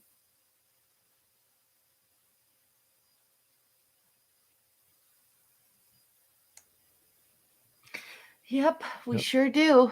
Yep. But the moon would never be a ship, though. Like, Well, yeah, it's yeah. just- You wouldn't fly around. Yeah, that was a little Yeah. ridiculous in Space 1999, but we kind of suspended our disbelief. Yep.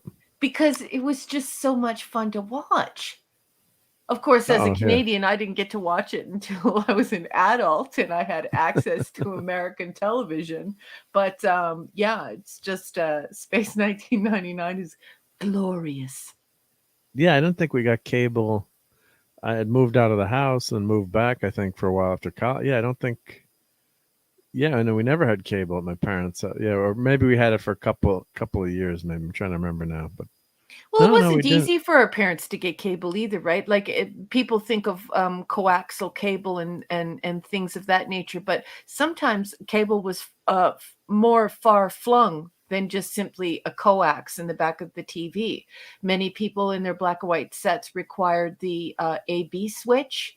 They would have to get a cable box. It was, Yeah. and at that point, a lot of people were still trying to figure out how to work the 234 switch at the back of the VHS. So, Right. and they were trying to get it to the point where they could use the VHS with the TV automatically by switching it to the 234. But obviously, most people couldn't figure out the 234, so they just wound up swearing and directly connecting it anyway, right? Because of course you could directly connect the VHS through the coax node, and it would be direct. Or you could actually patch it through and feed it through the VHS, in which case you would have a remote, especially if you didn't have a remote for your television. Yeah, that was a sneaky way to get a remote control. It was a sneaky way to get a remote control, right? Yeah. Oh yeah. Before you had to get off the off the couch, right? You're like, I gotta change the channel. I'll just watch the show. I don't want to change the channel. Super lazy. Yeah. Yeah. And But I I remember like this Space Ghost. This Space Ghost Space is a Ghost is handsome cool. looking fellow, but he's huge. He's as big as Spider-Man. Oh, he's a big dude now. Bigger than Spider-Man. Yeah. He's a way big feller. A way big feller. Max Redstone, Beta was better, but Beta was more expensive. Beta was right up there with laser discs. It was way too much money. And Eric K, yes, we have something called CanCon laws up here.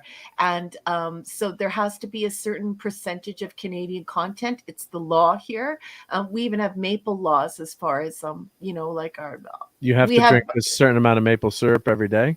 No, it's for the amount of Canadian music on Canadian radio stations. So yeah, and a lot of it gets blocked out, and sometimes it's not even the Canadian side that's doing it. It's not the heritage laws that have kicked in. It's usually being blocked by the American sites. Even today, like even if I wanted to, which I would never do, even if I wanted to watch the filth and see the previews online, I'm blocked from them. So there's you can watch even a trailer. I can't even watch a trailer. It says, wow, this is blocked. So how much did you pay for that to have that blocked for you? I'm joking. Yeah, well, but that's also why you saw all the Canadians when it first came out going, does anybody have the link where I can see this trailer? Does anybody have the link where I can see this video?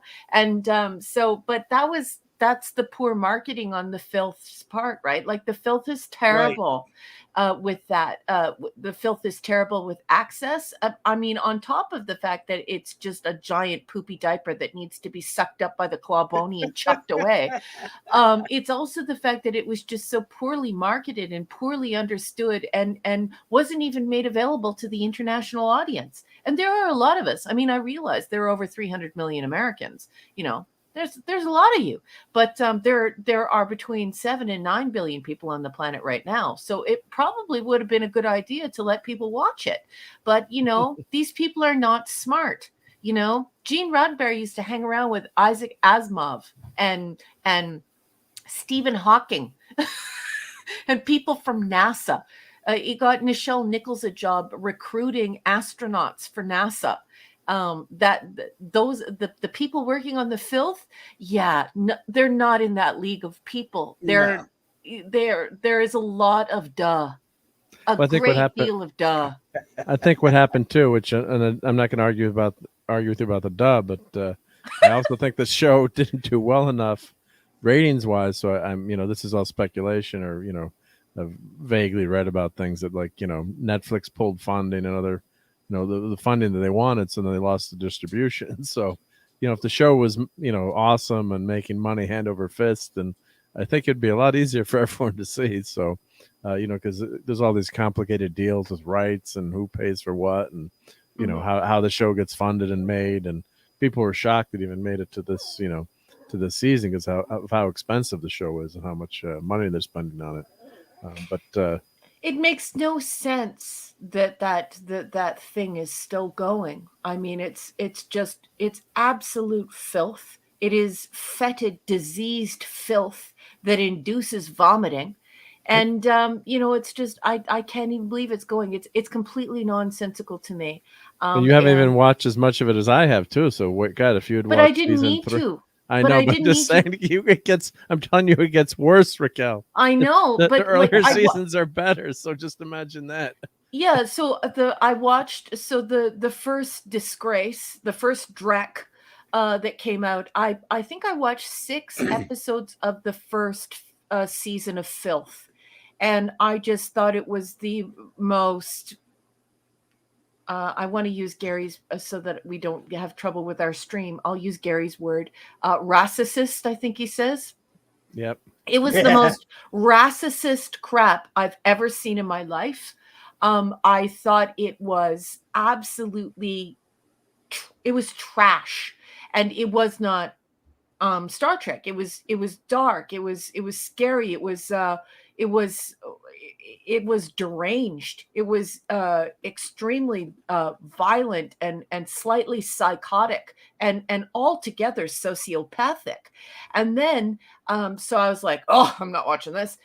And then the P Hard came on, and I saw a preview because somebody had made the preview available, and I saw Picard, who would be, if you were, depending upon which timeline you were following, he should be about 126 to 128 in this particular incident, and he is blown away by an IED, an improvised explosive device, and he flies through the air with his arms and legs directly parallel in front of him, as though it's some type of cartoon, and he flies several dozen feet, and of course he flies like 25 feet.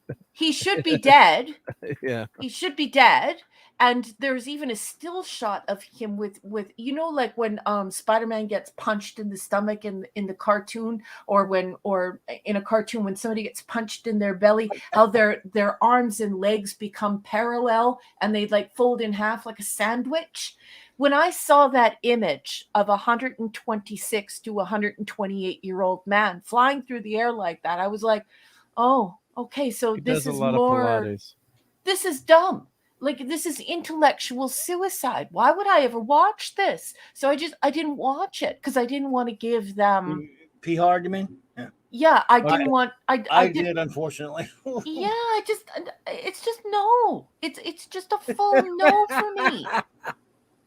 Well, here you can. I don't know if you show that I have a screenshot of it.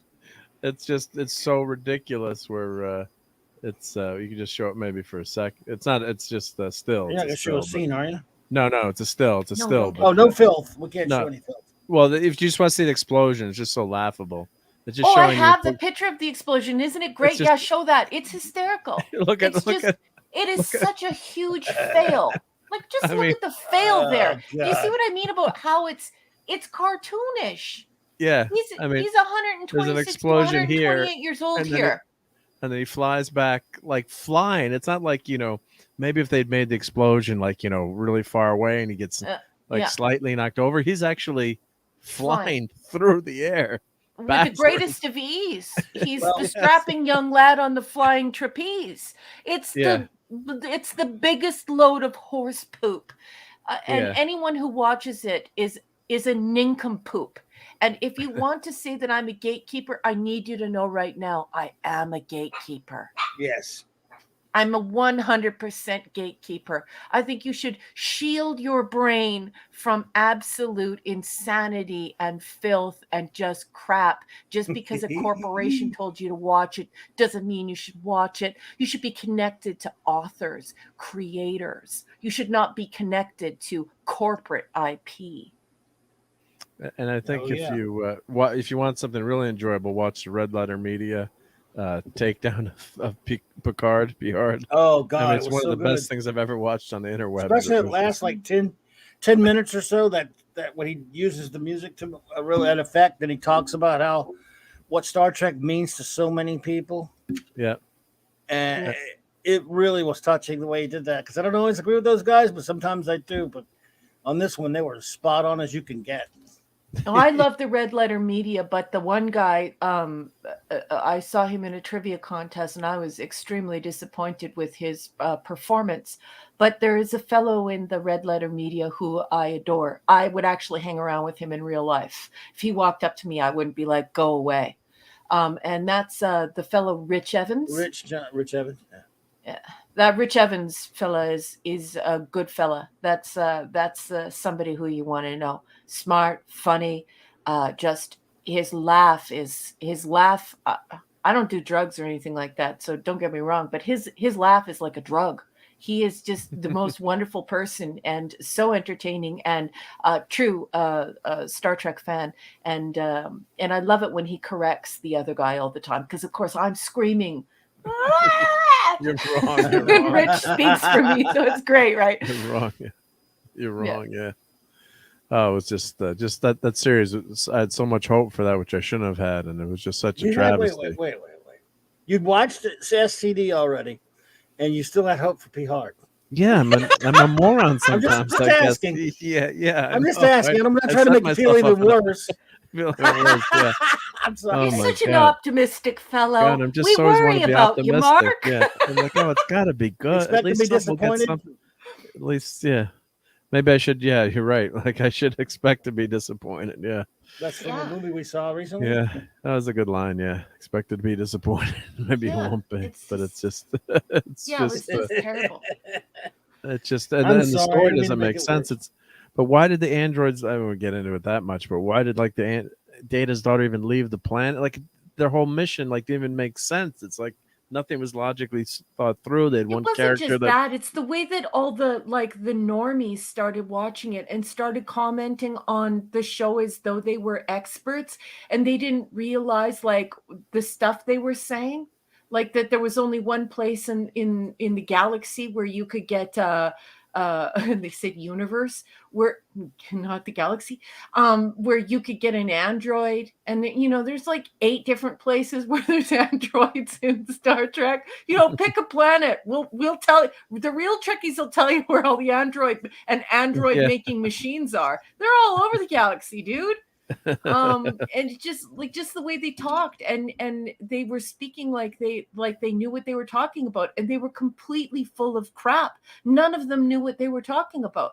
I saw a conversation one time where those Drekkers didn't even realize that that like they thought that Nichelle Nichols' character, that she was a linguist. Oops. They like a full conversation about it. Full conversation. They did not know that she was fourth in command. They did not know that she was a department head of communications, that she was a communications engineer and an astronaut. They thought she was a linguist. Like, did they mix her up with Hoshi Sato? Hoshi, yeah, they probably mixed her with Hoshi because Hoshi was a linguist. Yeah. Like, just these incredibly dumb conversations, and it all felt like a plague to me, and I just wanted to get away from it. Just all of it, like the culture of it, like the new people that were attracted to it and stuff. They were all nincompoops, and and they spoke from a place of utter ignorance, as though they were experts, and just dumb stuff. You know what I mean? Yep. And Well, then yeah, on top of it, the show sucked. But thank you, editor Jill, for saying I'm not a moron. I appreciate that. Yeah. I was the same way. I hope we'd find P-Hard's spelunking somewhere, searching for artifacts when Starfleet needs him again for X reason. It would have been so easy. Yep. So yeah, that's they could have, instead of tearing down the Federation and making the Federation look like a horrible place, and of course the Romulans don't have any extra ships to evacuate people, and Red Letter Meter does a great takedown, but just nothing in the show makes sense. And it's horrible, doesn't make sense, and Picard lets a member of his crew murder someone else, and there's no consequences, and it's ignored. So you've got a murderer on the crew. It's just Rafi is I also saw this episode where there was an RAPE. I'm trying to beat the algorithm here. There was an RAPE. A grape. A grape. Yeah. A grape. There was a beheading of a baby. There was cannibalism. What? Like, there was some bad this is not Star Trek. What's wrong with you people? What are you on? You and need they wanted to go show. and They showed graphic stuff too. It wasn't even like it was inferred or like off camera or stuff. Yeah, they thought they would be edgy and hey, let's shock the audience, or the new Klingons, like the Klingons from the movies, such a fantastic design. It was a great evolution of that makeup, and then of course then they said then they looked so bad they had to change it to say that Klingons when they stopped the war, the Klingons, they said, well, Klingons don't grow their hair out in times of war. Like they had to come up with some lame excuse because they look so bad without the at least they look a little bit better with the hair, but it's still they couldn't even talk, and they had 79 nostrils, and they were bald and looked like lizards, like they look like Klingorks. And this is supposed to be the place that this is the planet these are the people who invented Shakespeare and opera and a Tai Chi exercise. Like the Klingons, like the way they conceptualize Klingons, they're complete nincompoops. And then there's all this stuff that's going on with LeVar Burton, and lately in this ridiculous article. If you wanted to bring that article up, Mark, I have some things to say about that. Yep. I have some things to say about that article. Yeah, I don't. You have it, or do you need me to find it? Yeah, anti-derivative Jill. Yeah, ripping Ichep's eyes out, or one of his eyes. I think they ripped out. Like it just. Yeah, I mean, I feel bad for the actors and actresses. They had to put that makeup on and wear that makeup and try to perform and that. I mean, it's really tough. I mean, they tried their best, but it's like it was just with that makeup, it was just so overwhelming. I mean, I don't know how Doug Jones is incredible. I mean, wearing that Saru makeup, and he pulls off a good performance. As as horrible as the show is, he's a great actor, and that makeup is amazing. But the Klingon makeup was just totally off the wall and ridiculous. So indeed, Stuart Mitchell, it is Steino, Star Trek in name only. Do you have it, Mark? You need me to try and find it. I'm trying to whoever finds it first, I guess. Yeah. Okay. No, I thought you. I stopped. I'm trying to pull it up. No, Didn't you send it to me as a private message there? Yeah, I'm trying to pull it back up. Yep. So, but yeah, basically, Geordi was saying that was inherent racism in the writers. Why that they didn't write. Yeah, he never found his pot to match with him. His there we go. I found it. Yep. Let's see, share this. Yep.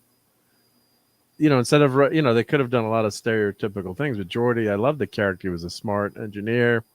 Well, I think it's very coincidental. Your show. You guys were just talking about the week before. Yeah, and we were talking about it a few weeks ago as well. And now all of a sudden it's out there. Not that I'm implying that we were the impetus for it, but it certainly is strongly coincidental. But yeah, and they touched upon the exact issues that we discussed. This idea that extremely bright people who study with who struggle with superficiality and with this sort of mechanical sociality and nerds and geeks who struggle with relationships and stuff, just saying that it was like a trope and saying all of these bad things, and then he acted as though he was ashamed that Gene Roddenberry wanted to portray a visually impaired character, and that he didn't want that, and he didn't want to wear his visor. And of course, I you know, can Gene see- Roddenberry. yeah, it was such a nice thing to have that visor, so you could tell. Yeah. Even though the tech, you could tell that he was visually impaired or actually blind. He's born Yeah. blind, I think. So Yeah, and Gene wanted to show that blindness could be overcome, and that we would use technology. And he wanted to put a person who was visually impaired on the screen. And now all of a sudden, these people who are constantly talking about how they want to have marginalized persons on screen, now they're speaking out against Gene Roddenberry's portrayal of visually impaired people conquering that, and to become, you know, the head of engineering on a starship. And there was other dumb stuff too, like they were saying that that Geordie had created Leah Brahms, or Leah Brahms, it said both ways, you know, because he wanted to create his dream girl. That's not true at all. That's not what happened on the episode. And also that he was creepy because he was trying to date a subordinate. Could you please point me to somebody in Star Trek who didn't date a subordinate? It's almost impossible not to. I mean, it's ridiculous. And how about Riker with Minuet? Oh, And how about Janeway with her Irish Sullivan? Yeah. So I just don't understand how he could even have this interview and people not kill themselves laughing at him for making a complete fool out of himself. So everyone is supposed to be, you know, he gave the famous line that he would want his character to have more sex or whatever. That's creepy. I think is creepy. But conveying the fact that highly intelligent people may have difficulty connecting with people through social norms because they're so absorbed in their academics, or they're so absorbed intellectually, and saying that that's a trope is nuts. I think that's really stupid. But where he went even more, like the height of just ignorance, is speaking out against playing a visually impaired character. He should have never have done that. Why is he acting as though that was a terrible thing, a terrible mantle put upon him? And then also, again, like I said, that why wouldn't someone call him on the fact that Leah Brahms was not created as Geordie's, you know, sex slave in the holodeck or whatever. That's not what happened at all. He asked the computer to go into her personal files to make her more accessible, so he could have an interactive dialogue with her, so that they could get out of a crisis. But even so, let's say he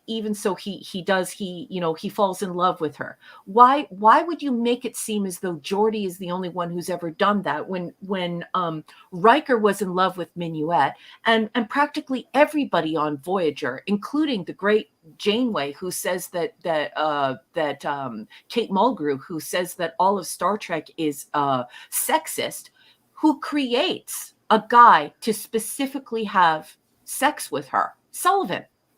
That's right. I hated those stupid holodeck episodes like that. When they go on, when she went to they fell in love with the you know, the guy on the what was it, in the pub in the like 1800s or whatever. Yeah, he was supposed to be a once again. It's like they arrive and they've got this Irish town, and yeah, they go into this Irish town, and Sullivan runs the bar. Oh, yeah. Sullivan, he runs the bar, don't you know? Anyways, and she falls in love with him, and then she even starts tweaking his personality so he doesn't ask too many questions, and she can be in charge of him. So, you know, well, yeah, that's creepy. It sounds creepy to me. Yeah. While we're giving interviews to Rolling Stone, let's just make sure that we get the facts straight. I mean, I have no problem with the fact that he complained about being visually impaired, but he should own that. That because that's actually what he's complaining about. It shouldn't be, oh, I had to wear a visor and I fought against that. No, Gene Roddenberry very specifically wanted to introduce this idea that technology could overcome being visually impaired.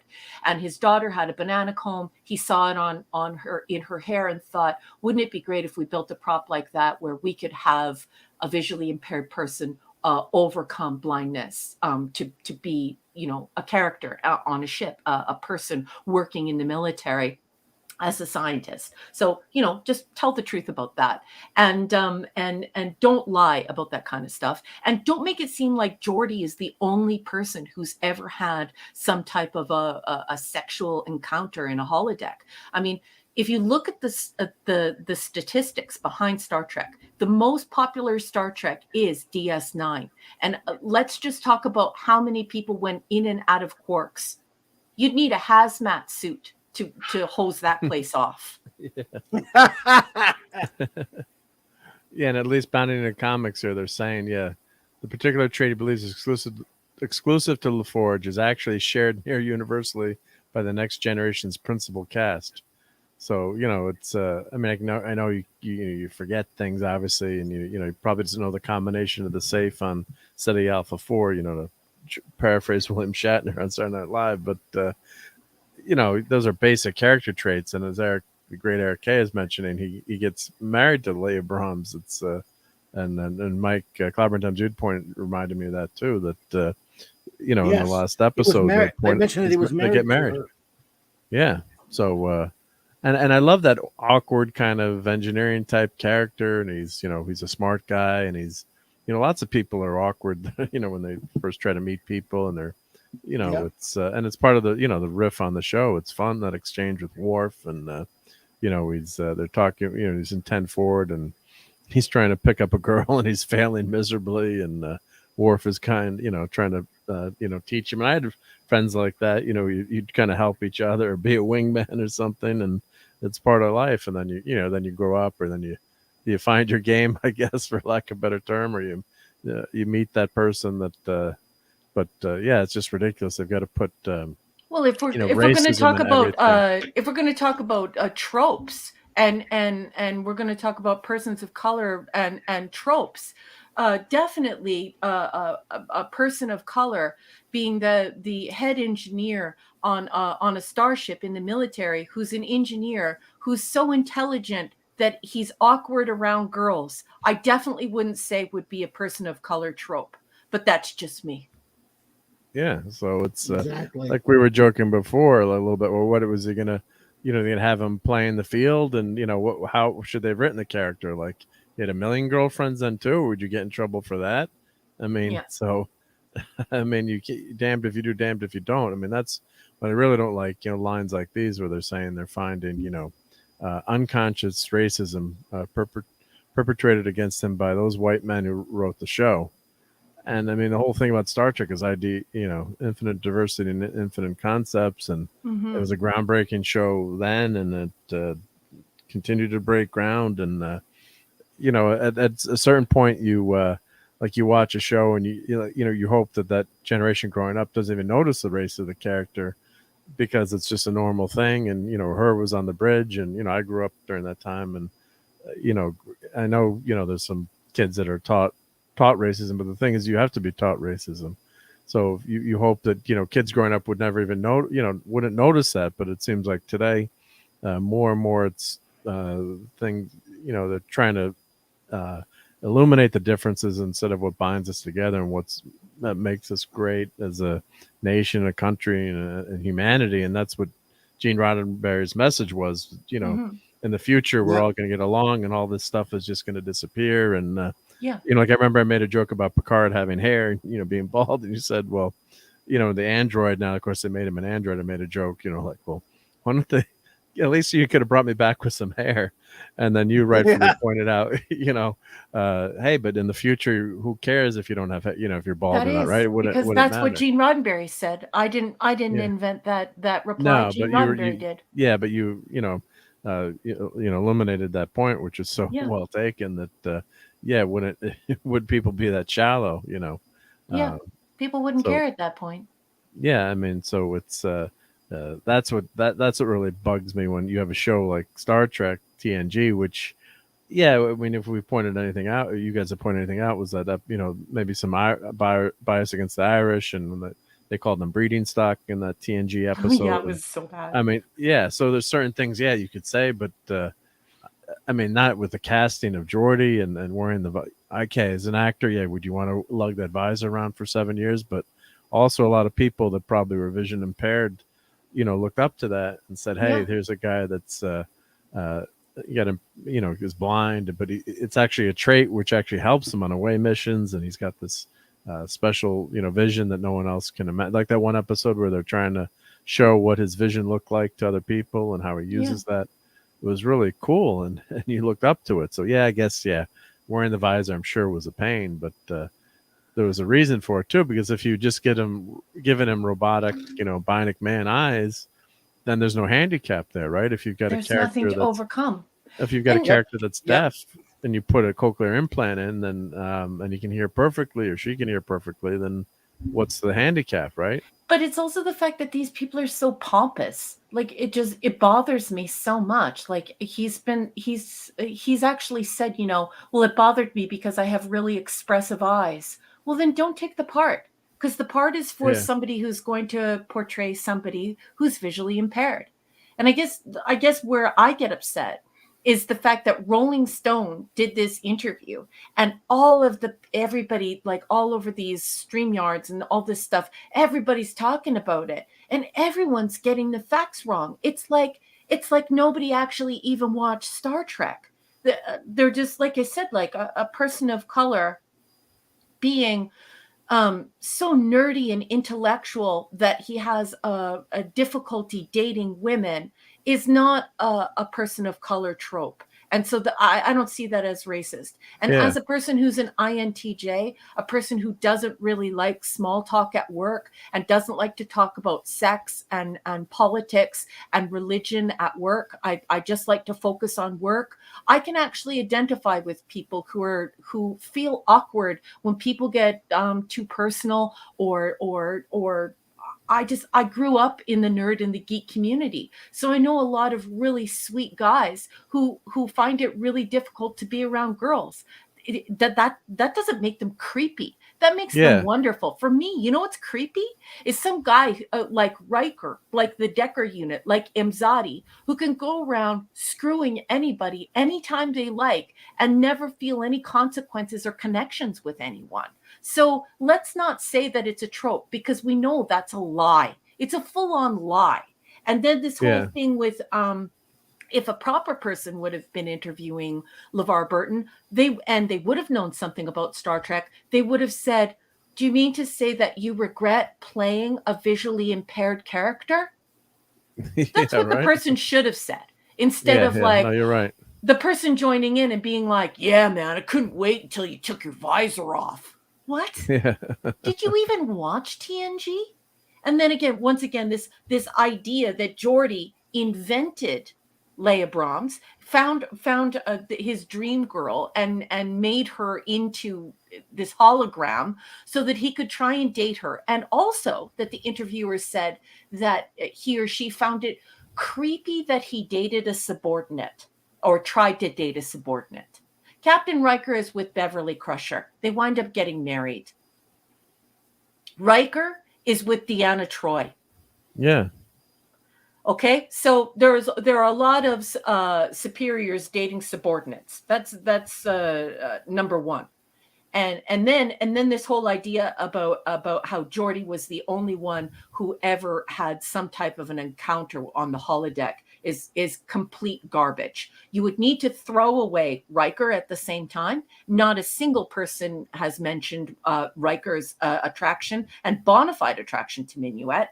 Not a single one of them has mentioned all of the sexual escapades going on DS9.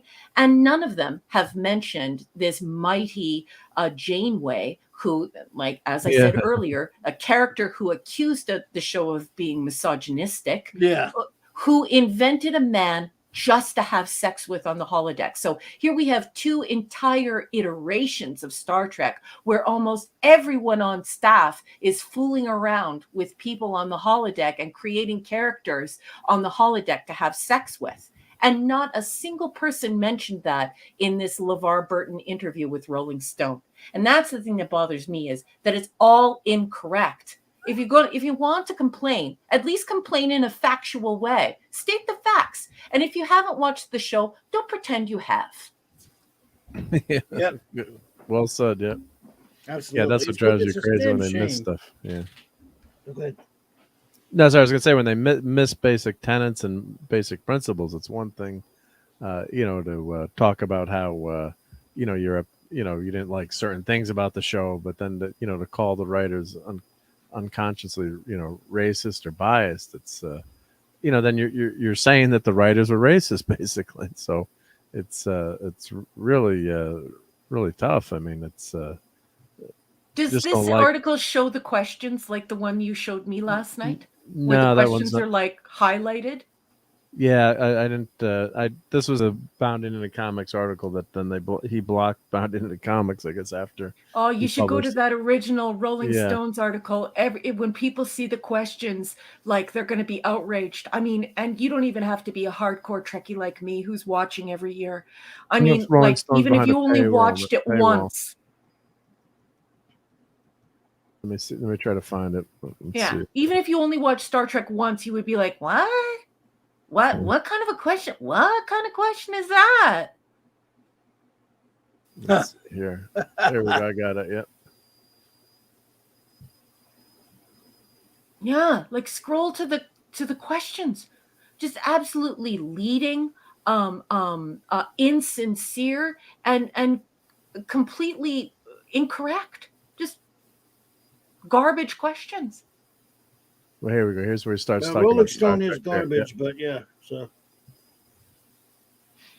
Yeah, the new 500 top albums. They had not one Led Zeppelin album was rated better than any Beyonce album. So there you go. what? Yep, all of Beyonce's albums were rated higher than every Led Zeppelin album. Okay. They Give me a redid their break. top 500 album list. I was like, Scroll to I these think stupid questions, yeah. please. So here's the what's the most special thing about attending? Yeah, if the Next Generation was a current show, would you want anything to be different about the show with Geordi? Yeah, he'd get laid. Like, oh, that's intellectual and stuff. To quote another movie. It's pretty weird that Data and Android got laid more than Geordi. Oh my God. And then they yes. talk about incels, and it's just that's just Freaking really, idiot, really. man. See really- this? Even so, really he sad. did some creepy things like creating his dream woman in the holodeck and trying to date his subordinate. It's crazy that warp speed is a thing, but Geordi needs a visor to see. Yeah, No, it's just- what an idiot. Yeah, right. And this question's wrong, like you said, obviously. Yep. Imagine being this reporter and them getting this wrong. So here we are representing the visually impaired in the 1980s. And they're basically saying it was a huge mistake. They're actually making fun of it. Yeah, so I was okay with it until I wasn't. Yeah. Right. Yeah, but at the end of the day, it served its purpose. Geordie's visor is iconic. You bet your dollar it's iconic. Yep. And then people, cosplay as Geordie LaForge is proof positive that it's an iconic image. Can't argue with that. Yeah. Still, no mention of the fact that it was an inspiration to visually impaired persons. Yeah, and that you could be an engineer and do that. Yep. Mhm. So it's it's just Imagine if missing the whole a point. reporter Yep. with integrity actually did this interview instead of saying, They don't have well, those- I've heard that you didn't like your visor, and it must have been a challenge as an actor to emote without being able to use your eyes, because I heard that you're really fond of your own eyes. You tell people how expressive they are. How do you feel about the fact that you didn't want visually impaired people represented on TNG? At least you didn't want to be the actor to portray them. What do you think of that? LeVar. LeVar boy, dumbass. What an idiot. Yeah, Pop Culture Republic. That's exactly it. So much for being a role model for the visually impaired. It's just, and I can't believe that this guy was given this air to be this wrong, this arrogant, and this insufferable. And not a single person in the fandom even knows enough about TNG, DS9, and Voyager to speak up about it. No one said a thing. They let him off the hook. He's been let off the hook completely. Well, he's been blocking people on the Twitterverse. Well, of course, just block them. Yeah. Thank you, Eric K, by the way. I appreciate you like that for that $2 super chat, buddy. Clobby how would about never leave the holodeck. Well, I might go get something to eat every now and then. I might go watch a movie. But yeah, pretty much. And it would be fairly unimaginative of my holodeck, less than you would think, for sure. Yeah. Pretty much. Yeah, I'd be worse than Barkley. That I can't. Look, I got to be honest. I'm not gonna. The bronze wrencher has spoken. I mean, why even pretend that I would do anything imaginative on the holodeck? I would just have fun. Okay, I would do something. I might not leave either. Yep. Okay, look. All right. Aside from the obvious jokes that you make about the things you would do on the holodeck, I would do some cool stuff too, like pretending, superhero crap, geek. I get to be a superhero and all that stuff, like what's his face did when he was Captain Proton, that sort of thing. God, you could be Spider-Man. You could swing through the holodeck, right? Yeah, I guess you could. Yeah. Yep. And then can you eat food that has no calories? I guess too, right? You could just eat. You could 24th century. That shouldn't be a problem anyway. Right, you'd eat Sundays over and over. I guess. Yeah, you can. Yeah. Yeah, but you guys have to think about it this way too, though, is that by the time we got to that point in time, it would be so available that not a lot of people would be addicted to it because it would become mundane. And second of all, it would also be destigmatized. I think there would be a lot less loneliness. If I'm sure that a lot of people would get help, but you can't just think of it in the way in which these people are looking at it. It's very base and unintellectual. But really think about it. What would it be like if you lost your husband or your wife of 30 or 40 years? Because we'd be able to extend our lives. Maybe you would be married to somebody for 60 years. And every Sunday you would go on into the holodeck and have dinner with your wife. And it would be taken from all of her personnel files. So it's this transhumanism. It's not just holodeck. It's getting into the transhumanism.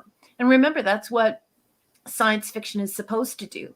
This generation has no idea what science fiction is. They talk about it on the internet like it's bizarro world to them, but it really is grappling with futurism. It's grappling with first contact. It's grappling with making contact with alien species that could wipe us out. It's addressing those anxieties. It's dreaming of these ideations that lie in futurism. And so, Star Trek is supposed to get us talking and thinking about this transhumanism and these holodecks and how we would use them. That's what science fiction is now.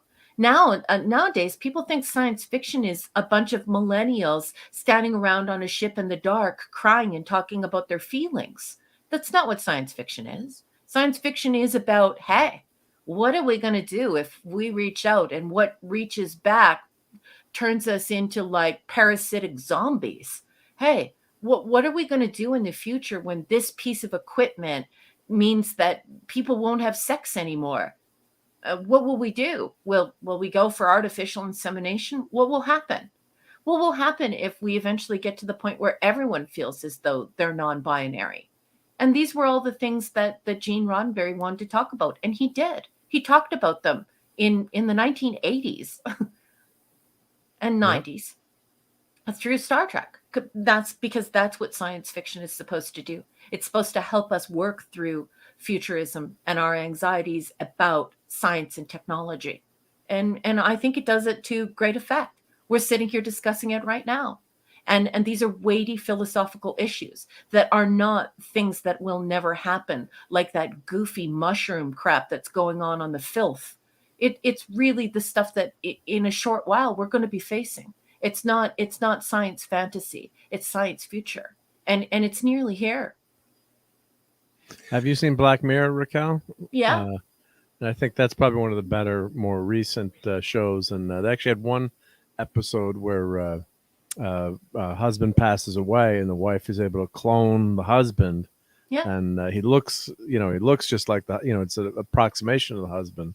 And basically, it ends up being an advanced sex toy for the wife, but it's an interesting moral implication too, in terms of, what would you do with that tech? And then in the end, she realizes, it's still not him. It's not, it's close, but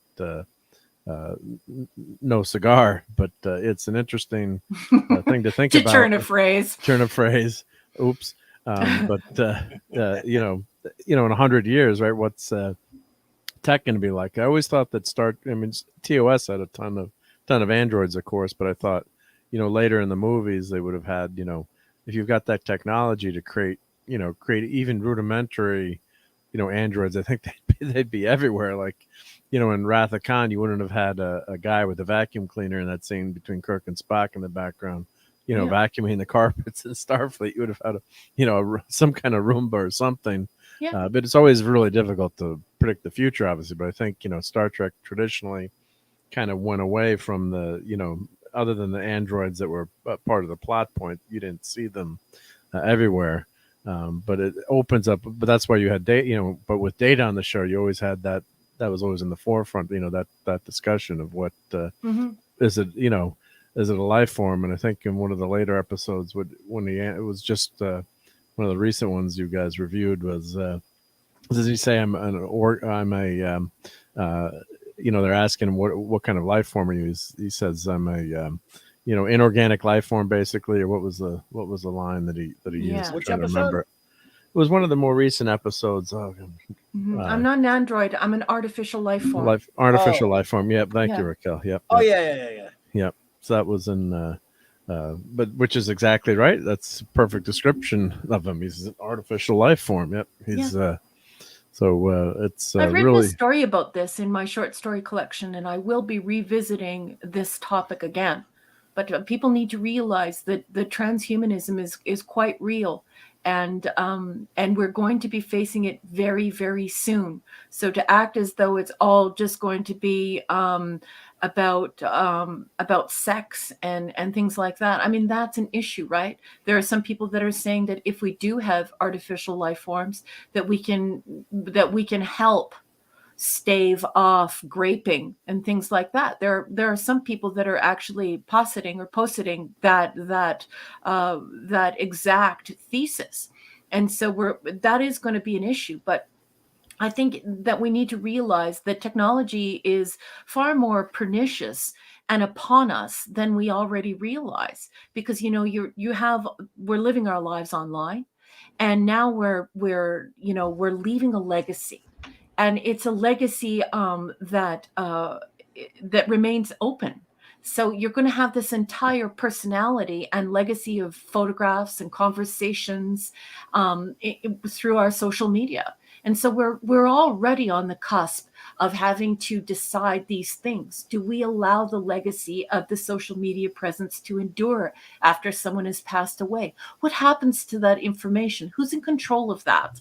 Who owns that information? Who can shut that down? How will the internet deal with the graveyard, the impending graveyard of interactions?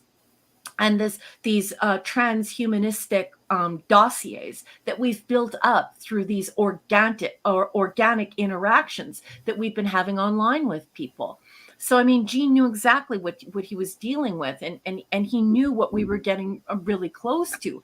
But people should stop deciding what they already think and what they already feel, and sort of just dismissing it as just simply a sexual mechanism or to do our work. We also need to start looking at how it really will impact us, not just artificial life forms, but this idea of transhumanism conflating with that artificial life form, because artificial life forms obviously pose a great threat to humankind insofar as we're all going to find ourselves unemployed.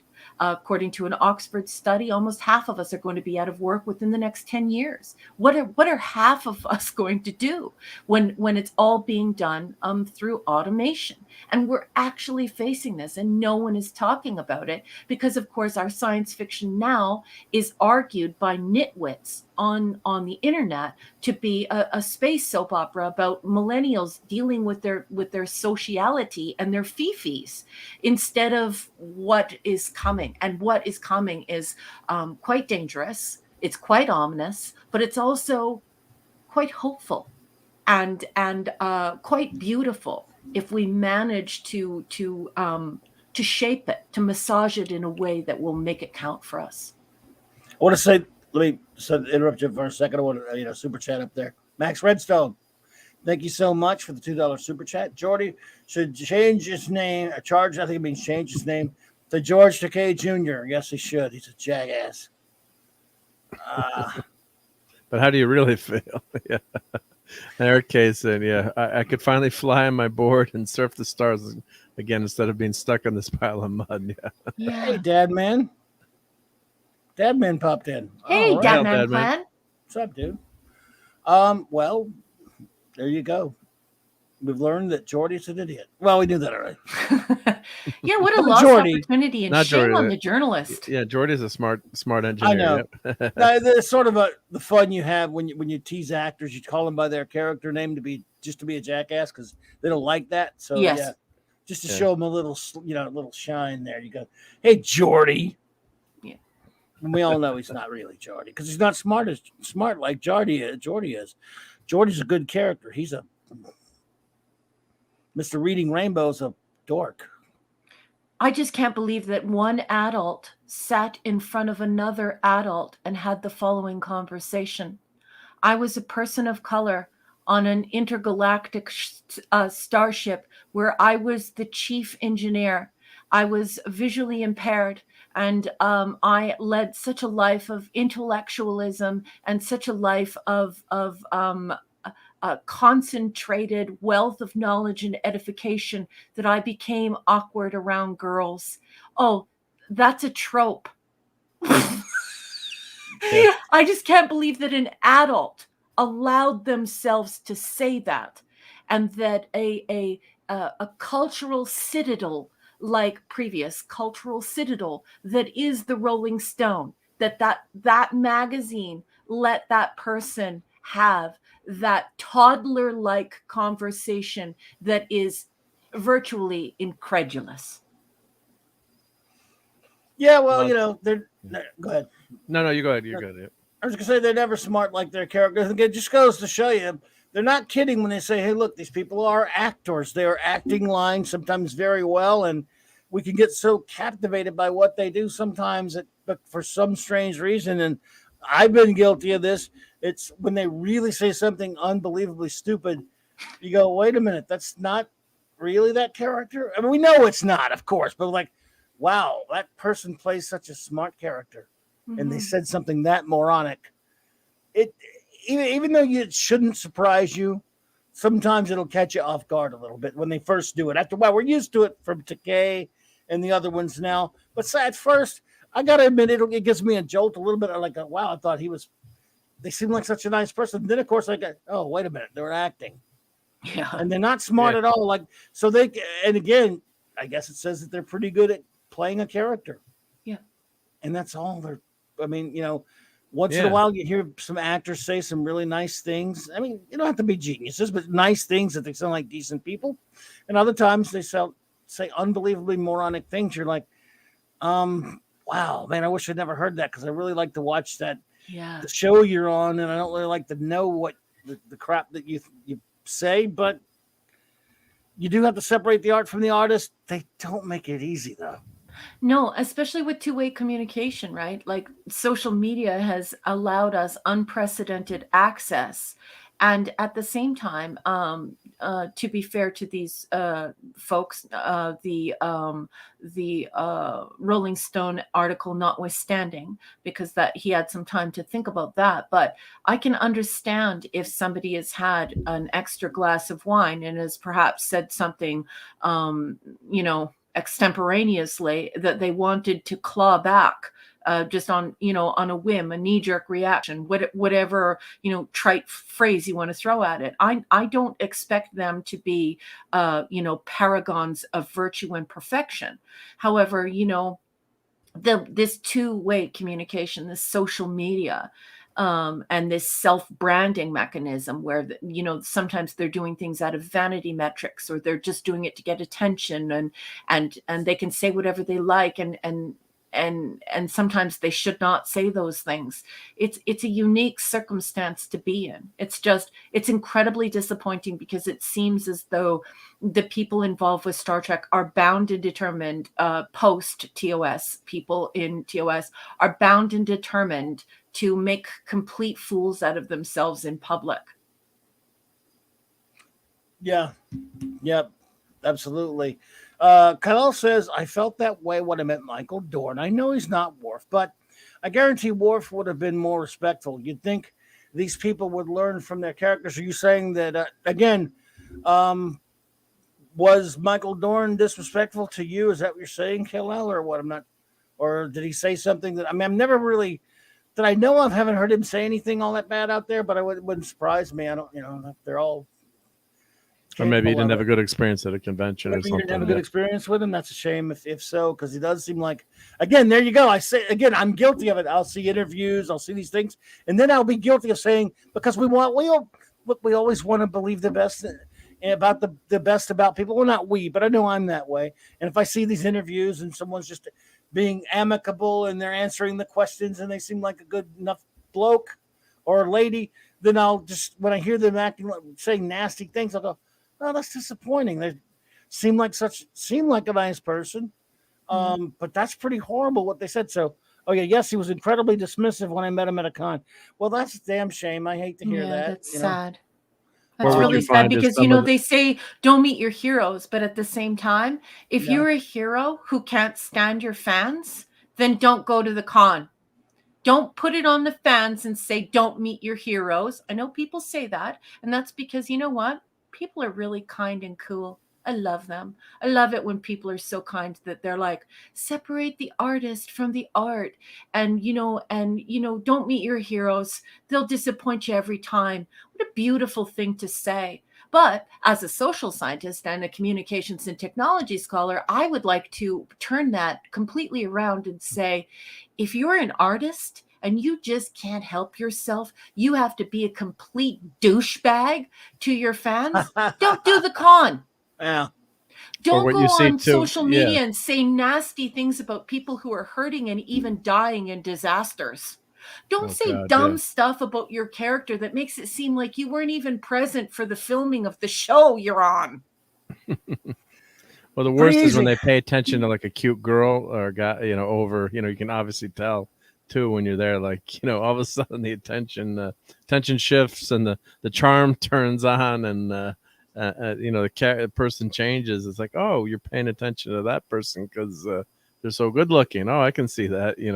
Yeah. Thanks. Thanks. Yeah. Yeah. That's pretty human, but yeah, you're right. Yeah. And that's a shame, because again, we've all had experiences with these celebrities. Some of the ones and by the way, I've also heard sometimes where let's say this one I met that I thought, oh, that person was really cool. I met so-and-so and he and she was very nice to me. And then you hear someone say, I met that same person. I go, what a jerk. They were this, they were that. I go, yeah. That does happen because working sometimes. a convention is not fun. Like, people need to realize that. And I think that's why you got a lot of people out there that are like Pop Culture Republic, who are just like, don't meet your heroes. It's tough. Not everybody's nice. And that's a wonderful way to look at it. Because it does speak to the reality of it. It's incredibly exhausting doing a convention. I've worked in radio as a radio personality, where I was the person who people met at the convention, and standing around doing a contest for 12 hours, like a big wheel, like The Price is Right and stuff like that. There are going to be people who are going to be mean to you, and there are going to be people who are going to be incredibly kind toward you, and there are going to be people in between. And 12 hours of it, when you're done, you're absolutely done. Exhausted. You're done peopling for the day. I'm making up a word. I'm using a gerund. It's not a gerund, but I'm going to make it a gerund. We won't call the grammar police on you. Yeah, to call the grammar police. Woo, woo. You're done peopling for the day. So it's not that I don't understand what they're going through. I think the vast majority of fans really love the actors and actresses and really appreciate the fact that they're appearing at these conventions. But I do think that there have been recent incidences where some of these actors and actresses have said things that are just absolutely morally reprehensible, like bordering on heinous, and politically motivated, and it's been very hurtful and very upsetting. So there is give and take, and we're not irrational. We're not, the vast majority of fans aren't looking for, like I said, paragons of virtue and perfection, and people who are going to be perfect all the time. Fans don't want that. But what's been going on is different than that. It's them reaching a little bit further to be a little bit more psychotic, a little bit more partisan, a little bit more inhuman, and dehumanizing others, and just acting like complete jackasses. And maybe they should consider no. Well, hey, Big Daddy MRI, good to see you. Welcome. Good, my good buddy, my in real life pal, Christopher Crockett. Bro, you're up late, buddy. Says, man, as a person of color, I looked up to Geordie's character as a teen. Very disappointing to hear. Definitely won't be able to look at the character in the same way, buddy. Let me tell you, I hear you, but the character is the character. Like I was saying, that's a line. Those are lines written for him, performed well by LeVar Burton. That's right. I think you can still love Geordie LaForge. I mean, that's a decision you make, brother. You know that, but I think I will still love Geordie LaForge.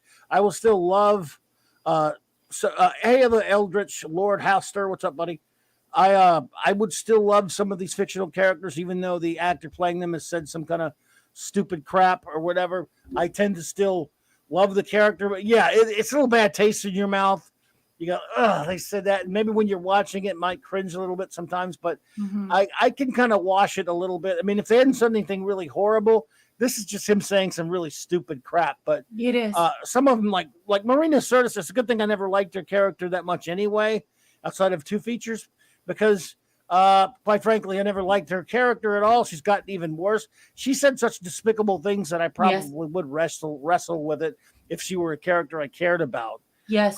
Picard. Imagine if you lived in Texas trying to watch TNG. That's horrible. Picard is a character. Look, I'm sorry, he's not even my top 4 captains. I mean, to me, he's a character that is very inconsistent. I do think Stewart's a great actor. I think Picard is great in some episodes. Other episodes, he's written horribly. This show is so inconsistent. We're reviewing it right now, and I'm finding my big takeaway for right now is this is a wildly inconsistent show that can be really great sometimes and not so good others. But Picard's not a valued character to me that much anyway. Yeah. But I can like an episode that he was good in, which we're going to see some this week probably, And then when it's just, I can't. But if it were Shatner, it would really hurt. And he's not a perfect guy either. He said some stuff, but if he were saying really horrible shit, it would hurt me more because I really love the character of Kirk. So far that I know of, in terms of actors, I can't think of too many that I really, really was a huge fan of that have done really or said really nasty things. Some of them said some really stupid, lousy things. There have been a couple of them, but I can, for the most part, find a way to still love the show or love the character. Sean, thanks, buddy. Good to see you here, Diamond. Sean's leaving. Deceptive Sean, you have been such great company as usual. Thank you so much for being here and being a part of this community, supporting this channel and this show. Right. And I am so excited to see you on Sunday. Good night, Sean. Take care. All right, Sean, take it easy, buddy. And so, yeah, I think, you can try to at least put it out of your mind if you're watching the show again. Mhm. But I understand, buddy. Yeah, well, Twitter, this interaction's been great, but it's a two-edged sword because then the actors have the means to communicate, or, which in first sight you'd think that's great, but then you've got people like Dan Slott block me, and I'm like, I've subbed to the FF for the last 30 years, and how would that be for an employer to find out that you're blocking a customer? And I never interacted with them either, so it's not like In a if I normal called them world, they'd be in trouble. a horrible dimensionally challenged person, maybe I could see that. But yeah, they just do these blockchains that they block you, and you want to promote your customers and build your customer base. So Mhm. there's a grocery store near us, or you might have heard of Stu Leonard's. It's like one of the biggest dairy store in the world. I don't know if it's true or not, or it was in Guinness Book of World Records, but they have a big rock at the entrance and it says, rule number 1, the customer's always right. Rule number 2, the customer's always right. And then the third one is like, If the when customer in is wrong, refer when- to rule number rule 1 and number 2. 1, 2, yeah. Right. So, and when you go there, you get fantastic customer service, and people know that. And it's so as on the one hand, it's like you'd wish that not that I want to say these people shouldn't have free speech, but if you're representing a company, I can't imagine why these big companies let them do it. Although maybe they do support some of these views. Yeah, well, you but it's also just- got to be a bit of a narcissist to become an actor, right? To say to Big yourself, time. for the rest of my life, I want to pretend. I want people to pay me to pretend. And some of them, they don't even enjoy pretending. Adult They actually pretenders. just want to be famous. Yeah. And so fame is the goal, not even Yeah. being a respected thespian. They're just after fame and influence, and they want money and power. And so when you have people attracted to that type of work, you're also going to have people that I believe require some type of filtration. I do think that going forward, I think after we get past this epoch, I believe that there will be a resurgence in this idea of the studio saying, look, you can say whatever you want in private, but whatever you broadcast it affects your brand. So it has to go through your agent. And, it was like that in years past. And I think we're going to see a return to that, just simply because it's become so ridiculous, so narcissistic, and at times unethical, immoral, and abusive. Yeah, and it's just so stupid. I mean, in terms of publicity, to do that. I mean, they're not pulling Jane Fonda's. If anyone remembers Jane Fonda going to the, North Vietnamese and the Hanoi, I mean, she could have been tried as a traitor. And I think during World War II, I don't think she would have made it into the next decade, shall we say? I don't think we were much more tolerant. She's kind of given a lukewarm apology. So growing up, I always despised Jane Fonda as an actress, as a person. You can be a talented actor or actress, but it's just you want to try to separate the two, but it's they're really shooting themselves in the foot, a lot of these people, by doing this, and it just makes you make sure, like the new Cowboy Bebop that flopped, and the actress was getting a lot of flack for the outfit, and I'm not a big fan of that don't really particularly watch a lot of anime, so I'm not an expert on it, but I know they were criticizing her outfit. Instead of saying, hey fans, this is our interpretation, maybe you'll love watching it, hope you watch the show, or maybe you'll grow to like it, and this is how we portrayed the character, and give us a shot, please watch it. And then she started making all these quips about I couldn't find any actresses with 38 double D boobs and 20-inch waist, and she was basically attacking the fans instead of flipping it and try to using it as a something to turn to your advantage. You go on the offense, and hey, guess what? The show is canceled and you're out of work now. So maybe have a different attitude, or don't always be on the offense, or try to win people over, or promote your show in a nice way. I mean, Yeah. there's always going to be jerks and trolls and people out there that you But can't. people don't seem to get it, and certainly as No. a scholar, I get it. I'm not as a comm tech scholar, I get it. I just I'm wondering when the corporations are going to catch on, because there's some people that say all press is good press, so even if it's bad, but Yeah. it's just people really need to start connecting the dots here, and if a nobody can be paid to be an influencer to make somebody buy an outfit or a certain makeup or to go in and go to this restaurant or to buy this particular clothing or jacket or whatever, if that works, even when it's a nobody, how are these branding people not catching on to the fact that when their people, when their talent goes on social media and starts being, abusive, caustic and abusive towards anyone who opposes anything they say, uh, you know, eventually I think we're going to see some correction here, Mark. You mark my Yeah. words on this one. We are going to see some correction here because there is no doubt that it negatively impacts. All of these people should be on a 24-hour delay, and whatever they want to say, they should have to wait 24 hours to reconsider what they want to say and then put it out there, because it is quite ridiculous. And if you're going to use your fame as power, then you need to realize that that power has responsibility. And you can't just say, oh, free speech, free speech, free speech, because people who are generally are in charge of a great deal of power and influence don't have quite as much free speech as somebody who's just saying whatever they want at their kitchen table. Yep. That's what my mom always used to say. Wait, if you in the back in the day when you wrote more letters, but she'd say wait a day before you send that letter. Of course, now you could translate that to wait a day before you send that email. And I know people Yeah. regretted sending email. When you're angry, it's easy to pop out that email or Yeah. but And it's some always people do need helps to be told off.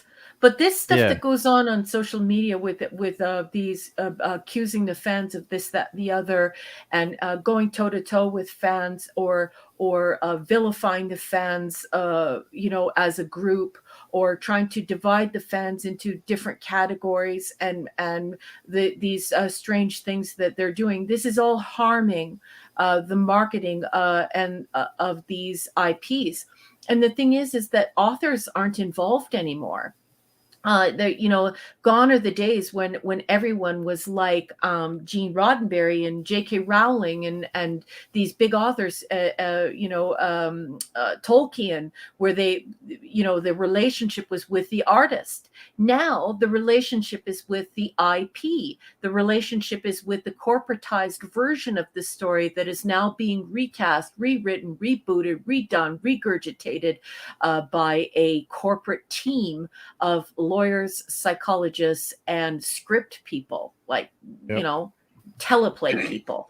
And so that's a very different relationship. So when the public knows this and they feel this, and then the actors and actresses, the only thing they have left to hold on to personalize these IPs, when they become verbally violent or emotionally violent towards people, even if you agree with that person, with what they're saying, the content of what they're saying, it's bad form and it harms the relationship with the audience, no matter what any of these people say. Agree. Yep. There you go. Well, we've almost got to the big four again. So. Oh wow, we're 40. But, We're 40 years old. Huh? What? I'm joking. The big four. You're joking. The 4 hours. The big four. I said, yeah. Yeah, no. Yeah, buddy. So, unless anyone has anything else, we'll start to wrap it up. What do you think? I think Oh, we goodness, covered no, everything pretty I well. have Right? nothing else to say. I'm just grateful to be able to have a platform to be able to express these more complex and nuanced points that I don't think anybody else is really getting into. So all I have to say is thank you so much Clobby for giving this space to have an intelligent and a nuanced discussion about what's really happening, instead of pandering to other people's hate and biases and silliness. Well, that's what we're here for, except for the silliness part. I kind of like that. Love you, Clobby. We like that. But my friends, I thank you all for who hung out with us here tonight. It's fantastic well, again, that's what we've done this a lot together in the back, like in private. So we think it's fun to have these clubhouse. Let's see, I'll make a few. I'll do some show notes and let everybody know some stuff. But first, I want my number one to tell you about her work. I was about to put that up there, but Eric put it up there. Of course, the great Wrench got there first. Yep. You guys are so wonderful. Thank you so much. I'm writing a short story collection, and publishers don't like publishing short story collections unless you can prove that there's an audience for it. So I've broken up all the stories and I'm selling them individually for, I believe, 74 cents per story American. They're on Amazon. If you love Edgar Allan Poe, or like Edgar Allan Poe, Philip K. Dick, H.G. Wells, you like that kind of storytelling, you might like my stories. And if you do, would you please leave a positive review for me? I could sure use your help. And your help helping me as an indie author means the world to me.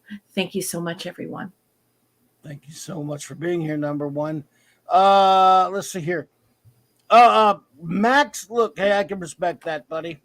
Now, before we say our goodbyes here, a quick show note again. Saturday night Star Trek will be Saturday night, coincidentally. How about that? Tomorrow night. 4 more episodes. Yeah, technically tomorrow night. There you go. 4 more episodes of Star Trek The Next Generation. Get into that probably, I don't know if we're in the middle or what, but we're getting there. 9 p.m. Central Standard Time. And then Clobbering Time Sunday night special. The great J-Man and maybe even the great Nicola Weiser. He's not sure yet, but he's going to try. And, of course, the great Decepticon will join he's not first officer. Well, he's chief engineer. Well, I'm just sorry. Chief engineer Mark D with a C and myself to review the new film Spider-Man No Way Home. And it will be spoilerific. So bring your spoiler force fields if you don't want that done. Then Monday night, the great Stone Loki will join me for Christmas with the superheroes. We will review 3 to 4 different animated superhero specials. Yay. That's Batman the Animated Series, Christmas with the Joker. Justice League the Animated Series, Comfort and Joy. Every year I watch Comfort and Joy. It's just one of the greatest Christmas cartoons ever. Batman Brave and the Bold, The Invasion of the Secret Santas. And I might even throw in Justice League Action episode Party Animal, that's actually a fun show. I like Justice League Action. Not too many people do, but I liked it. If you like superhero cartoons, and that's a fun one. Some wonderful Christmas celebrations. And then I'm not sure. Tuesday night. There we go. Tuesday night, the Comic Book Roundtable. Loki will be bringing that back for a little Christmas reunion. And from there, I'm not sure. Not sure. I will probably be doing something Wednesday night, like I usually do. I'm just not sure about Wednesday or Thursday night. But Thursday in the daytime, looks like there will be a Global Geek Gang Christmas celebration. I'll hammer out all the details and make an extra announcement of that once I get it solid. And I'll try to get my spinner rack video up tomorrow at some point. May I please interrupt, because I beg your pardon. I'm so sorry. I've had that more than my share of airtime tonight, but I just wanted to say to Eldritch Lord Haster, thank you so much for your wonderful and kind comments, and thank you so much for supporting my work. I really appreciate it. Thank you so much. You don't have to buy my stuff, and you most certainly don't have to make such lovely comments. And to be able to have that relationship with you, to be able to share a story with you, means the world to me. So thank you so much, Eldritch Lord Haster. I really appreciate it. Thank you, Eldritch. Lord Astor, buddy. Appreciate you. Now, everyone, thank you so much for being here tonight. The lovely Sherry. Sherry, thank you so much. And the also lovely anti-derivative Jill. Yeah. Thank you, Jill. Did I see Six pop in earlier? Yes, beautiful lady was here. Another lovely lady, Jill. Thank you so much. Stuart Mitchell, Dolly Ed Braces, my friend. Love you. Bronze Wrencher, the great Eric K, and all the other great wrencher, Chris Persia. We appreciate you both so much, buddies. Thank you. Eldritch. Spidey says good night. Spidey says good night. Eldritch, thank you. Dadman, thank you, my friend. Matthew, I think Matthew Pounder was here. Big Daddy MRI was here, and we were in the right. thick of an intense conversation, and I didn't even get to say hello to my old friend from Friday Night Frolics. He's like, you know, he's a regular over there, and I've been in the room with him so many times. He's such a nice person. So Big Daddy MRI, it was amazing to have you over here tonight. So happy to see you here.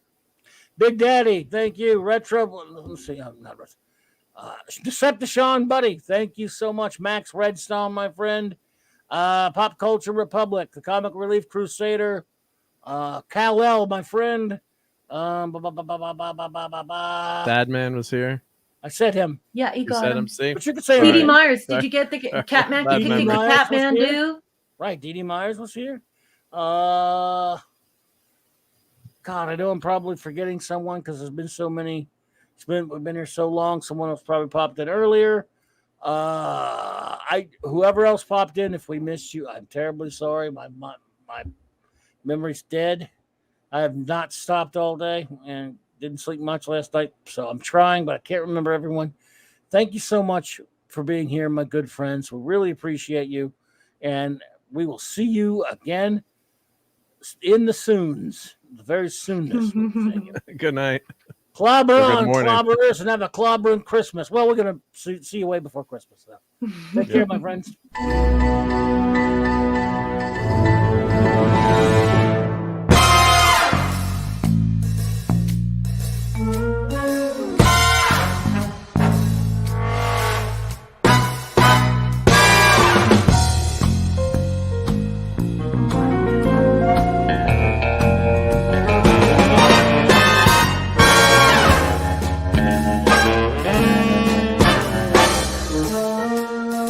Kerosene!